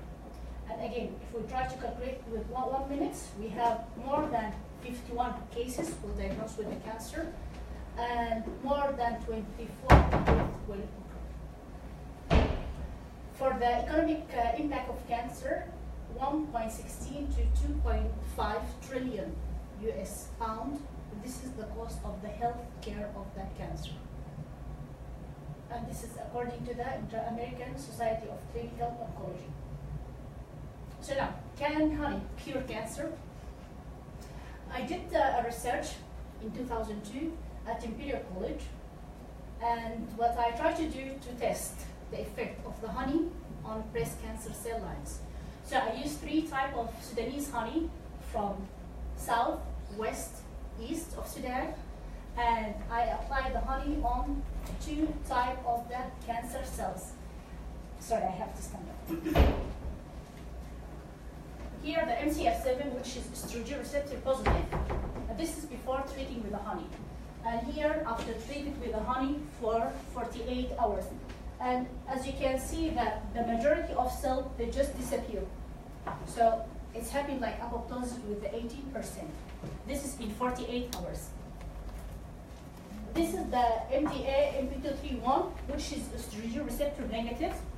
and the estrogen receptor negative usually is more aggressive and doesn't respond to any treatment. But with the honey, after 48 hours, it starts to do some apoptosis, which is the cancer, which is the cell death. And this is my UK patent in 2011 from UK. So a few years ago, I started with my limited resources, and I start to apply honey on real cancer patients. One of the medical case, a young man, he's 40 years old in America, and he diagnosed with the leukemia. He went for 3 cycles of chemotherapy without any response, and he reached to the point that it's a hopeless case. So in January last year, when they took a biopsy from him, they found that 54% lymphoblasts in his body. This is before he started with the honey. When he started with the honey, he started in 23rd of January last year. He started to take the honey orally, start with 1 teaspoon, gradually up to 5 teaspoons per day. 1st of February, when they took another biopsy from him, the cancer cells reduced from 54% up to 8%. That means after 1 week from honey. The oncologist said that this is going to be response to the chemotherapy. And on March last year, took another biopsy, and it shows only 4% of the lymphoblasts. This is the medical report result, and here it shows that 8%. This is February results, and this is the March results. It's reduced again to 4%. This is one case. Another case, that to diagnose a lady with the breast cancer, usually one of the symptoms it will be to see a lump. It will be very obvious to see the lump in the breast. So this is a Sudanese lady in Sudan. Discovered that she's a breast cancer patient 6 weeks ago, and she refused to take a honey. She refused to take the chemotherapy. So she wanted to only use the honey. And you can see that the lump start to shrink. This is last 6 weeks ago. So now we need to work all together to stop cancer. And we need to put our hands all together. And I think it's a time to change some concepts about the treatment of the cancer. And what I suggest to do like a pilot study with a small number of patients, and all what they need, just the honey, and to compare between the results. Thank you very much. Can I ask you a question? You know, one of the, I think number 3, I think, is good health, the SDG, good health and well-being. Yes. So when you started this research, because of the, we all know cancer, how serious it is. What did the research, and this is in Syria and they are quite big names, it's just driven by, yes, we have a serious killer called cancer, we have to do research, or have you had anything, or your senior people they know SDGs, or they just keen on, they are just scientists? I mean, do you know this SDG? Not you, but in your department, do you talk about SDG sustainability, or you just, we need to kill this cancer somehow, this cancer cells? I think there is we need to have like a bridge, to be honest. Because, you know, the scientists, they're just busy, you know, to find a cure or to see the mechanisms. But again, we need a bridge between the sustainability and the cancer. So do this literature on SDGs, UN report, does it come across your, apart from WHO? Only about the incident rates and the mortality rates, to be honest. Yes. Okay, excellent, no problem. Let's see, we'll try him again last. We keep trying you, Alain, we've been very fair to you. Alain, can you hear us?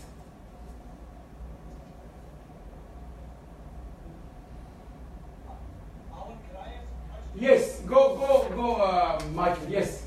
Yes, Michael, go. I find this cancer research very interesting. Doesn't honey have sugar in it? Okay, very good question. Because some people they confuse between the natural sugar found in the honey and the brown or the white sugar. So the sugar, the natural sugar found in the honey, and when I say pure honey, that means that we have the honeybees go to the nectar, collect the honey, and collect the take the honey from the nectar, and then this is a pure honey. But some people they just dissolve water with the sugar and they feed the honey bees. So this is not a pure honey. But the pure honey, this is yes curable for the cancer, but the other one is not curable. Okay, so because sugar has been known to feed cancer. No, but you're saying that the natural honey doesn't contain any sugars that will likely feed cancer. True. Okay, that's very, very interesting. Thank you. And the idea of this is like this breaking the same. We need to see how they can link. Douglas, are you hearing us, Douglas? Douglas, can you get that man? Douglas? Yes, I'm here. Yes. Do you want to get to intervene, Douglas? Well, I don't know really how much I have to add beyond what I said earlier. Since I've been deaning and provosting, I haven't been doing a great deal of research, although I've been sort of watching a few things. I would say that we have a lot of researchers on the campus that are involved in sustainability efforts. And as I mentioned earlier, we're known as the Eco University. So it just seems to me that there's, if we can find out what the research questions are beyond what those folks already know, we can apply some of that here. And certainly if there's grants that are going to be available from the UN, that's something that our faculty across the university are interested in pursuing.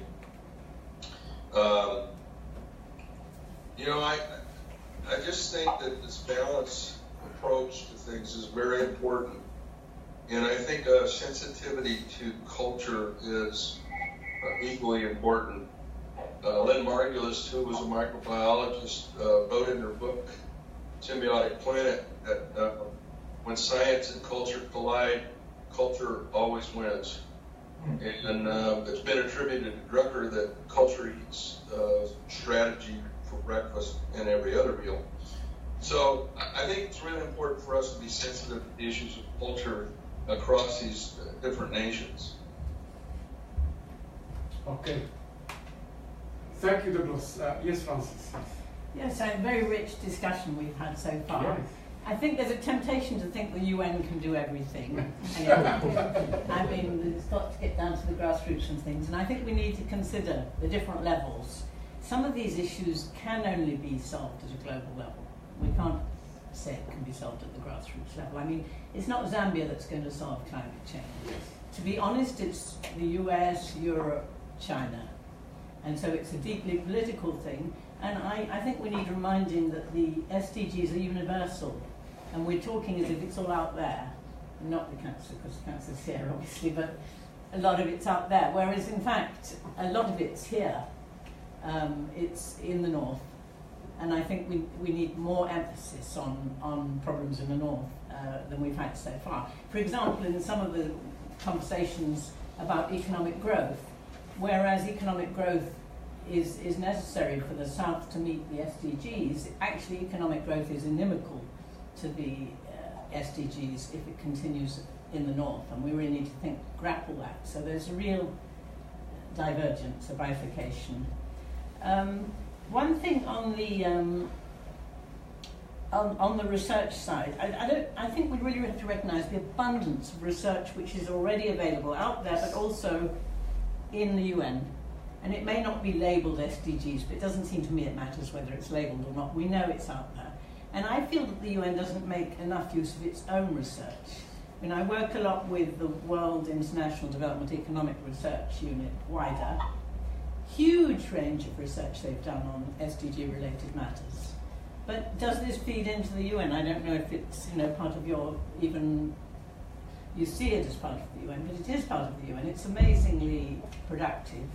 UNRISC, which is sort of part of the UN, it's called a UN. There is a lot of research out there, and I think the UN could do well just to bring the research together.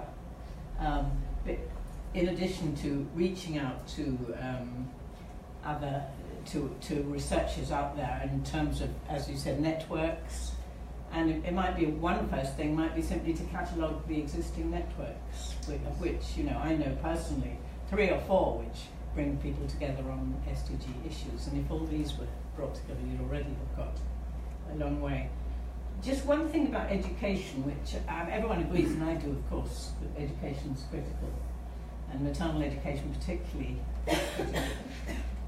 But more and more people have said that whilst the MDGs, there was a big achievement on the education, it was all quantity, and the quality is really shown to be appalling in some places, and that people went to school, and it is important to go to school, irrespective of the quality, and it does change things, and for women it empowers them, so I'm not saying it's not good to go, but we now need to focus on the quality and maybe build in some of the SDG issues as much as looking at the quantity of education. Okay. Excellent. Can I give you a chance, because I think you can bring different perspectives. You are a PhD student, doing in India, at Oxford, so give us your perspective of what you hear so far, and what do you think of, can you give any direction for the UN outreach to address this issue? Yeah, one, like recently I've been for my field work also. So as he was talking about industry and stuff, so if you look at the perspective of the North and the South on a global part, it's so different. Like, you know, there are a lot of theories and stuff like that, framework which comes from the North, but the South, if you look at, it's more like, you know, people struggling and having their own struggles, and that does not come to the policy level. You know, it's just there with them. There's a lot of local knowledge, if you look at this, lot of local knowledge, which is not appreciated at the state or the national or the regional level. So that is one we can look at when we are talking about communicating those stuff. So it is even bottom-up communication, not just what is here going down, but what local knowledge is available at the local level goes to the top level. So there are 2 ways we can look at that. The other which I looked at when I was working for a UNICEF project in India. So what I saw, there are certain agenda, you know, like we are talking of a policy agenda 2030. So we're looking at, there are certain agenda which is being framed here, and you know, people, all over people come together to frame that agenda. But when I was working for one project, suddenly, you know, UNICEF said like, you know, our agenda has changed. So I think it is important to look at, for the state, if it is at the state level or at the national level, to prioritize their agenda. Though it has a global agenda, within that, to prioritize and which should be given importance based on the struggles and the problems and the issues which is there at that level. That is one which I'm looking at. And third, I'm looking at partnerships. When we keep talking about business, people, public, private partnerships. But somewhere the missing link is always, which I find, is the people. You know, it can be when we say public-private partnership, it should be public, people, private. You know, bring in all the 3. That people thing I always find is missing. That even I was working, you know, we are doing so many things for that community or the people, whatever you name, whether they're target beneficiaries or whatever, it is for them. But end of the day, we find, you know, it's more we are looking at economic growth, GDP, revenue, and we miss on the part, you know, whether it is development or sustainable or whatever. Personally, I have found that people, in their own terms, with their resources, are more sustainable. You know, they have sustainable ways of harnessing those resources. It is we sitting, or people sitting at the top, you know, coming and harnessing that, and, you know, just not looking at the sustainability part of those. So it has to be like, you know, that synergy has to be developed somewhere. Okay. Fine. I will give you, Bruha, I will read, because you just rejoined us. Probably will give you a chance to refresh us somehow on what more intervention, if you like. Well, I don't know that I have any more information to add just now, because I've only been back sitting here for about 5 minutes, so I'm just trying to catch up on your conversation. Okay. So you follow up and you do. I just wanted to go back into what Francis had mentioned there. Yes. I just wanted to go back into the point that the UN have already I would say, I won't say enough research, but there is plenty out there that can be tapped into it. But I think where the gap is actually looking into, first of all, learning lessons from the research that we already have. So if we are to compare, for example, the SDGs into the MDGs, what was the impact of the MDGs and why did we come up with 17 goals instead of less or more? So that's one part of it.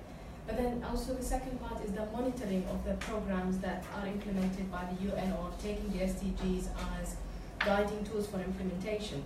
Because one of the elements that we're currently working on closely with the UN Office for Disaster Risk Reduction back in the Arab region, in 2017 we implemented an exchange program between two cities in the Arab region, Amman in Jordan and Khartoum in Sudan, where we had actually the first element of selecting those two cities specifically is looking at the grassroots level, where we have shared issues on the urban refugees crisis in Amman, but also we're looking into internal displacement in Sudan with the war in the south and actually the civil war.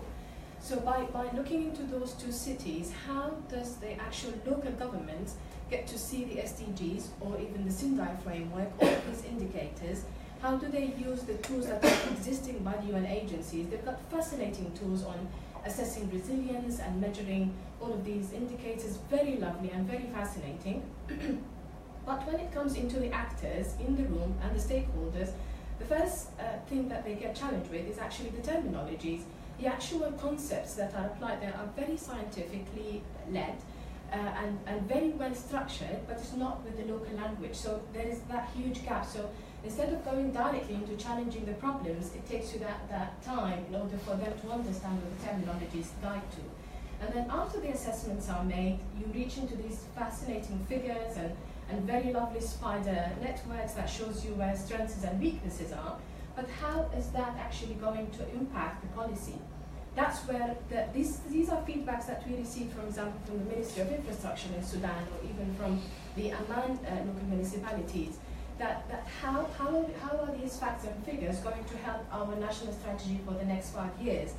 And that's where I think the UN frameworks, as much as good research that we have, we're lacking the guidance of finding the right language of communicating that science that we have into the right channels or the right people. And then also making more local governments getting engaged into it. So how do they understand that if you measure your progress into the SDGs, you're going to achieve A, B, and C, in order for them to start buying into it and start taking this issue into more, I would say, ownership. So yeah, that's from a very short experience. My proposal also to the UN for this report is to take some case studies from the past, how the UN actually interact and learn from universities.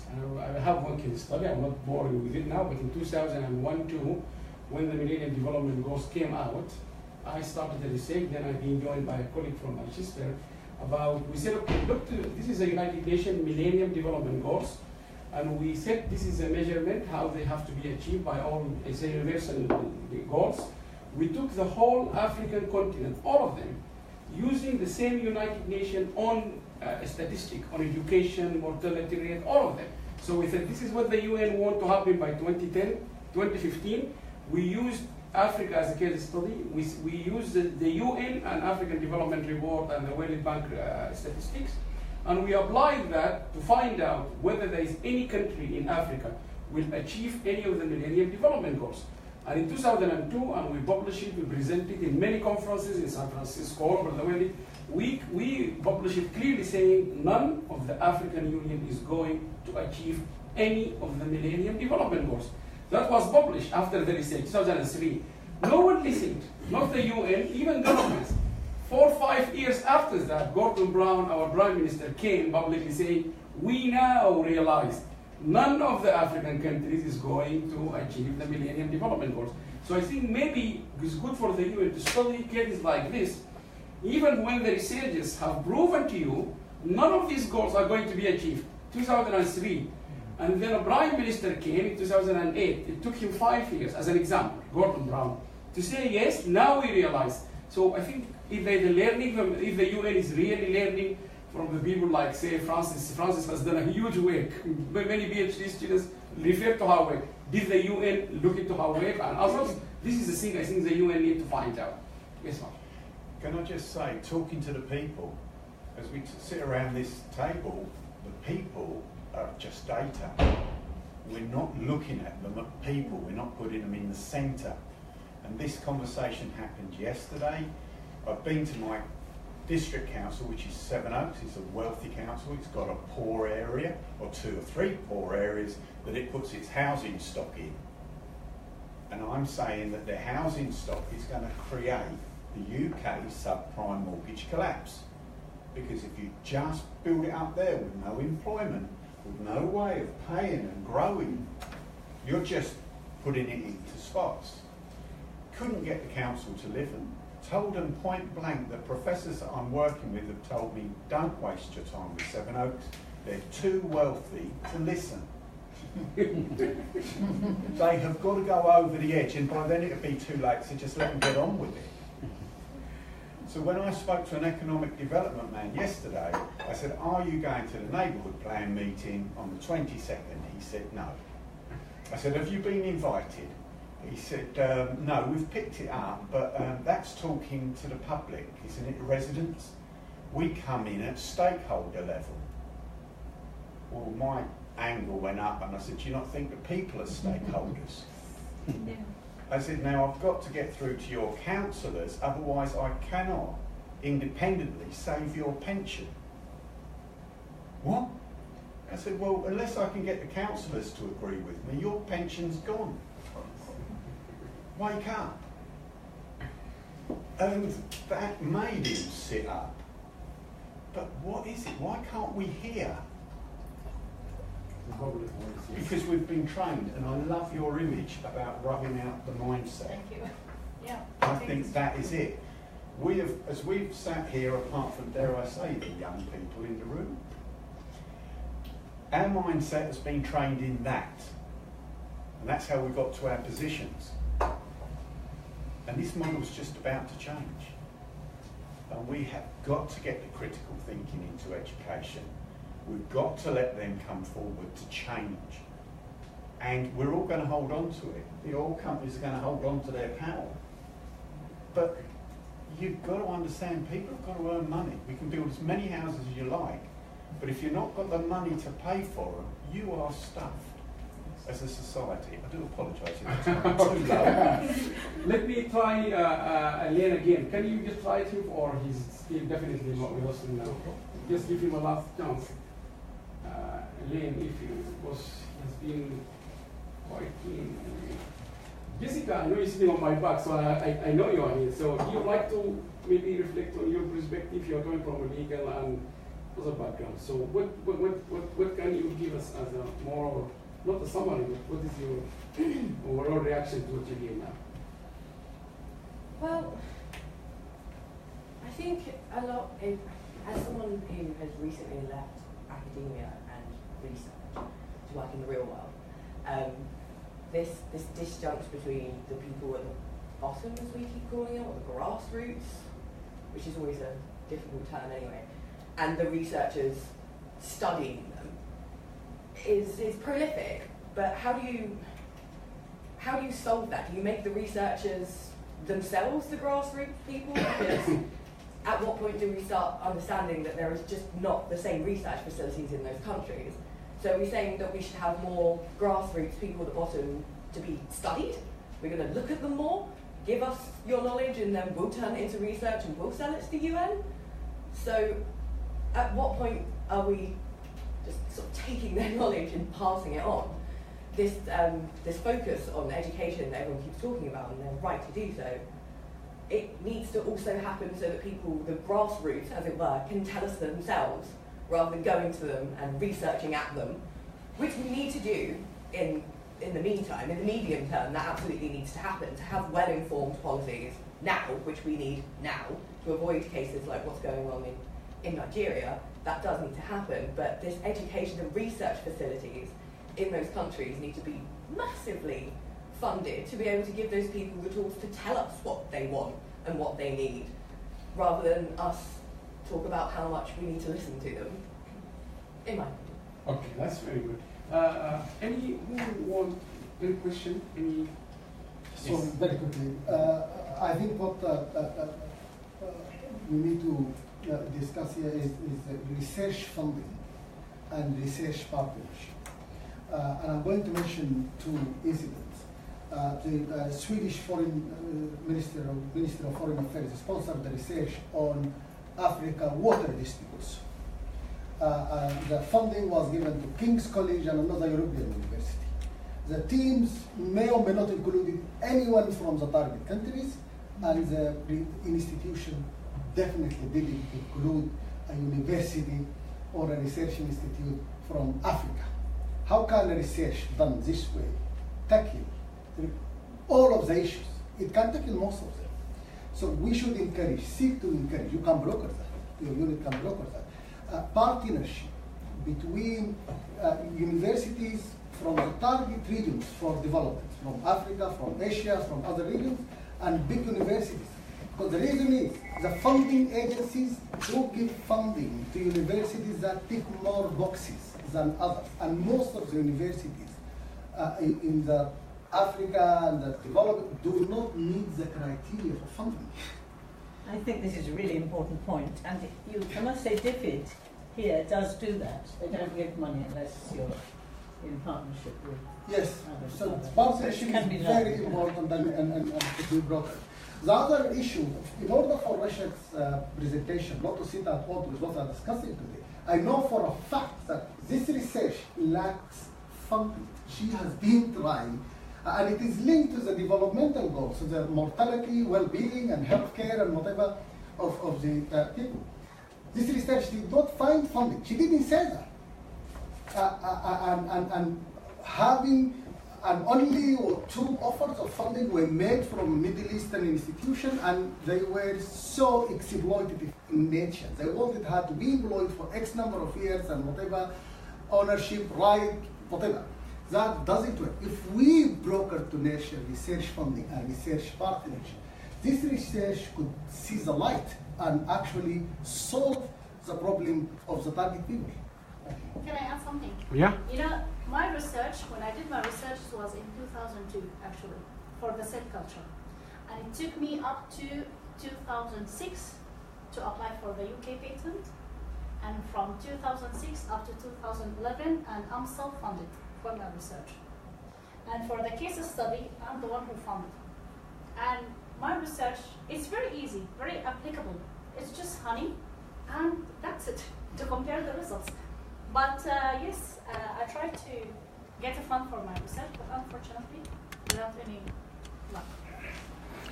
Okay, I just try to see if there's any questions in particular. So we got 5 minutes before we give you the chance to conclude. Do you have any question from there, Rick or Michael? I had a couple of just questions and a couple of comments. Okay. Early in the discussion here, the point was brought up that the business community really needs a social conscience too, because they may be causing many of the problems, and therefore they need a conscience and to help solve some of the problems.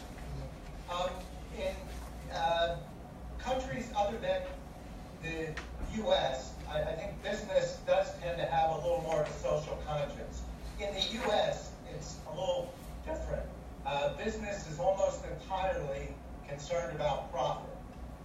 So to get business in the U.S., I think to produce things more socially beneficial and in a more sustainable way, a couple things have to happen. One, laws will have to be put into place requiring some of this to be done.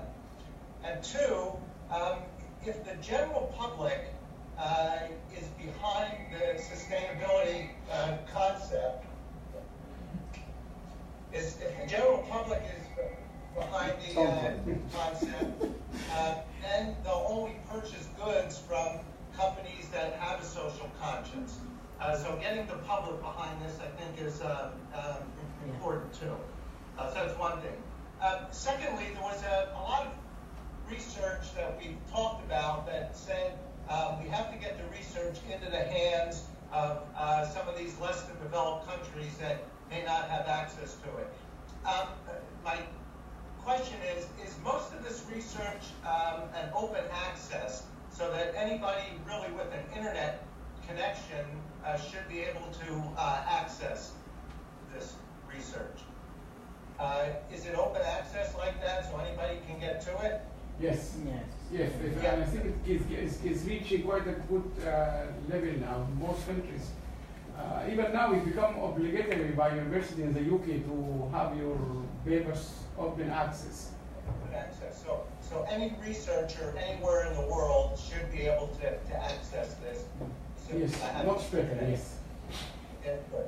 Okay, the third point I was going to make was the point was brought up about public-private partnerships, which I think is very critical, especially in less than developed countries where you can attract some foreign capital working with local government and coming up with a public-private partnership, I think will enhance the ability for the economy to grow.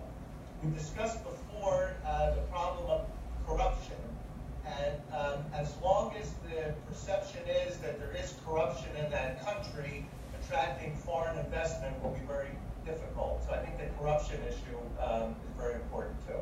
Okay, thank you. And Rick?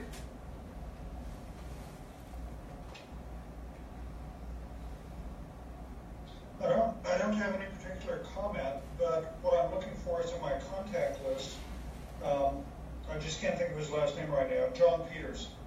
Okay. You may know John Peters in the UK. He used to be with Emerald Publishing, and now he does a lot of publishing that is purely open access related to sustainability. Yeah. And he has very, very special deals that are available in poorer areas and for researchers who may not be able to afford any sort of fee to gain access to the information. So I'm just looking for that information so that I can send that to you so that you can distribute. Okay. And just before you go, one of the things I'm going to suggest at some point maybe is to try to create a kind of global consortium for researchers. Yes, we will be very keen to work with the UN, but I think one of the things I'm interested to explore, in each country like the US, 4 or 5 like you, will represent that country to spread the whole, if we're doing research or something, and then we try to get the private sector to fund that, because as Francis said, the UN cannot solve that. So I think it might be in the impulse in us to try to find a way of getting to the bottom of this policy research, making it more relevant. So that's something I believe you will welcome, all of you there. Well, I would be happy to help with that. One suggestion I would is there's this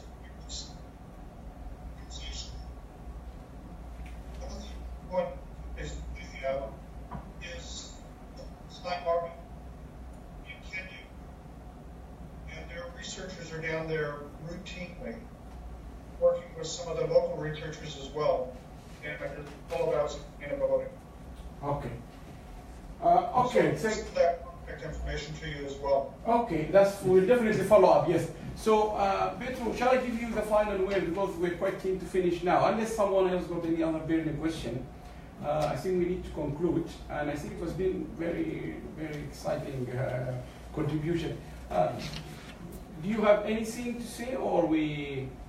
No, I can just, apart from thanking you for the debate, which is really excellent, and in my mind, and my colleagues' mind, is always by trying to find the place of your announcements in our own project.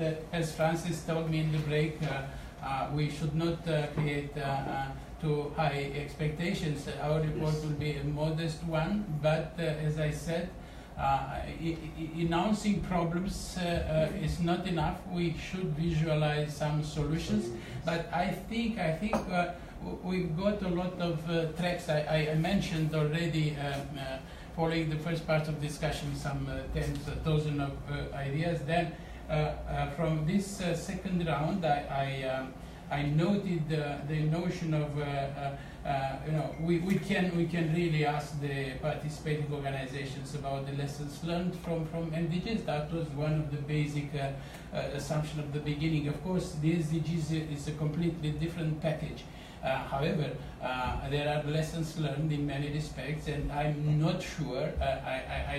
I'm not sure that we have taken stock of the lessons learned from SDGs. The lessons learned are in the mind of people who are, in particular, as you said, people in the field, not people in the universities. So that is something that is very important, and we will follow up in our report, and it is possible. The notion of terminology gap, that was again one of the issue that was identified 2 years ago when the first time this policy research uptake was discussed, in the sense that you as academics, you have your scientific standards, you have to put a lot of facts, statistics, and how do you translate that at the grassroots level? This is a huge problem. That was the drama with the Brexit, because we're talking about the philosophical and political concepts of the European Union, while the opponents, just visualize for the ordinary people the image of the immigrant. I don't know, an imaginary amount of money that it is taken from their pockets and given to some guys in Brussels, and that was it. We solved the problem. So we need to consider that politicians are, by all means, better communicators than ourselves. This is how they got to the hearts of the people very often, unfortunately. Then, yes, the impact of research in the real life, that is a normal question. It's difficult to measure it. Measuring the impact is one of the issues. In all respects, actually, we found out that measuring the impact of knowledge management is one of the most delicate issues, and it's not easy. Measuring the impact of partnership with the private sector, it's again, it might be easier than the abstract notion of knowledge, but it's a difficult issue. Same goes for the impact of the research. If we can really measure the number of lives we save, if the cure by honey is applicable to cancer, that is a very practical way to measure the impact, but it's not the case in many other respects. So this is we will follow that. The notion of research partnerships, yes, I think, and I put together the issue of research funding, but not in the traditional dichotomy, if you have more money, you'll have better research. I mean, that is a model, but we shouldn't make it, we should make a fetish out of it.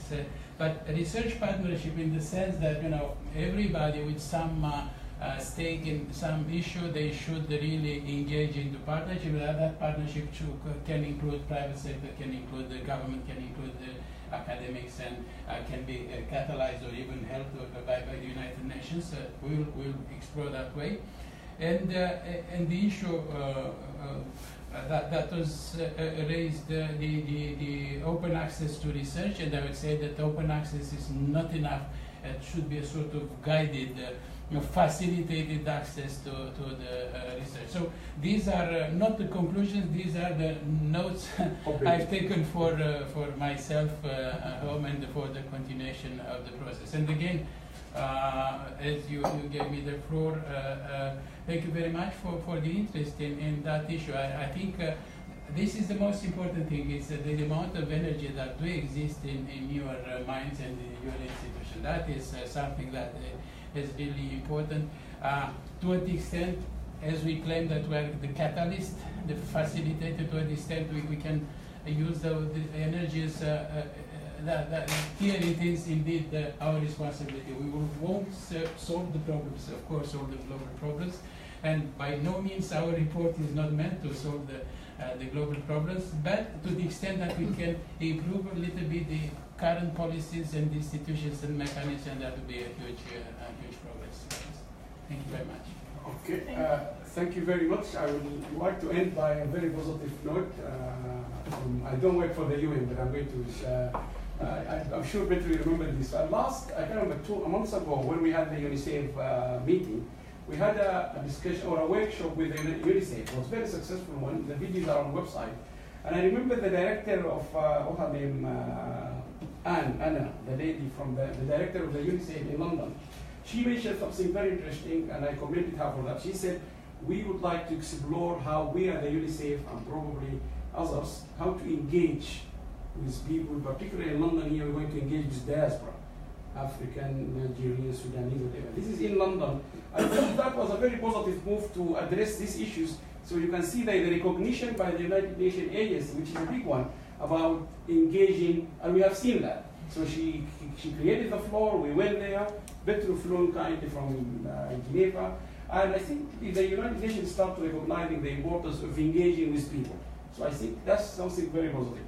I would like to finish here. I think we've done well in time, although we started late. First of all, I would like you all to join me in thanking that very kind gentleman there. Sorry, I forget your name. Antoine. Antoine, thank you very much. It wouldn't have happened without you. Thank you very much, really. I appreciate it. And Jessica, all staff from London Center, because you're hosting us. We are all our guests here. I'm also a guest here. I'm not. So thank you very much for fixing all this. It's very difficult. And those from the US, Alain, I'm really grateful. I know we couldn't hear you, but he's a distinguished professor from Africa. I am sure one day we will see you, Alain. Professor Rick, thank you very much. Professor Michael, Professor Beverly, Professor Douglas, thank you very, very much. And this is not new to you. We always know you are standing up for all these global issues, and that's why you are distinguished. Thank you very much. And I would like to thank you all. Do you say something? Just a little Yeah. announcement. Yes, just to follow up on the SDGs a little bit. We are conducting a little workshop on June 7th in Oxford, which is focused on energy projects and their impacts on local communities in Africa. And we will bring in the discussion practitioners as well as academics. So whoever is interested in attending, it will be a half-day workshop. It's free. Please let me know. Contact me, and then we can coordinate a further procedure. So June 7th. University of This is what Oxford. You remember last time I told you last week, Oxford is very good in marketing. Well done. You can see she spot the best moment of the whole session to announce our well done, but we will come. Now, thank you very much. Oxford is known for being very good in marketing, but I know you're doing great work there. Thank you, all of you, very much. I know you all travel long distance. I know that. Not only just Metro Flown. You came from Aberdeen, right? Oxford. And thank you all very much. And you came from the... So really, thank you very much. We will finish here, and thank you very much. And bye-bye. Thank you very much for all of your help. All the best. So you can have a nice day now. Our day is finished here. Okay, bye-bye. Thank you very much. Thank you.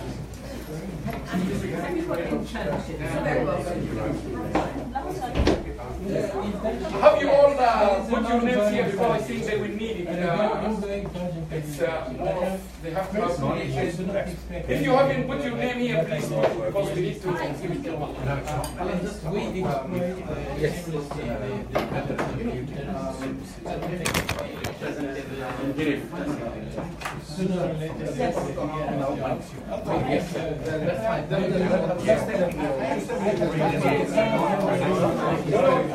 What you will get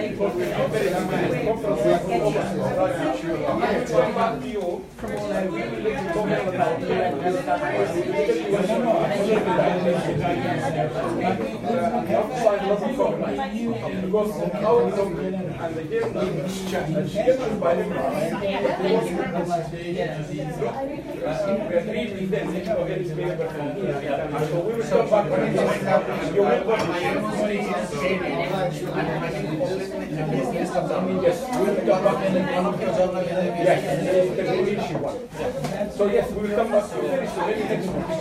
Yes, we were very keen to get, we will get an email and So what I'll do, I'll send you all my Just wait for me a week. By the way, sorry, you know, you sent me that email about this hotel. How much is this? It's a good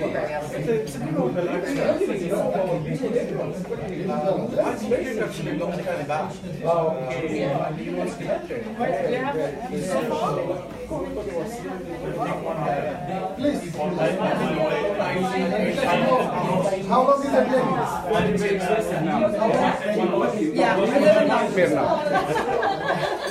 طيب يا جماعة السلام عليكم. We have to finish here. Thank you very much. Assalamu alaikum.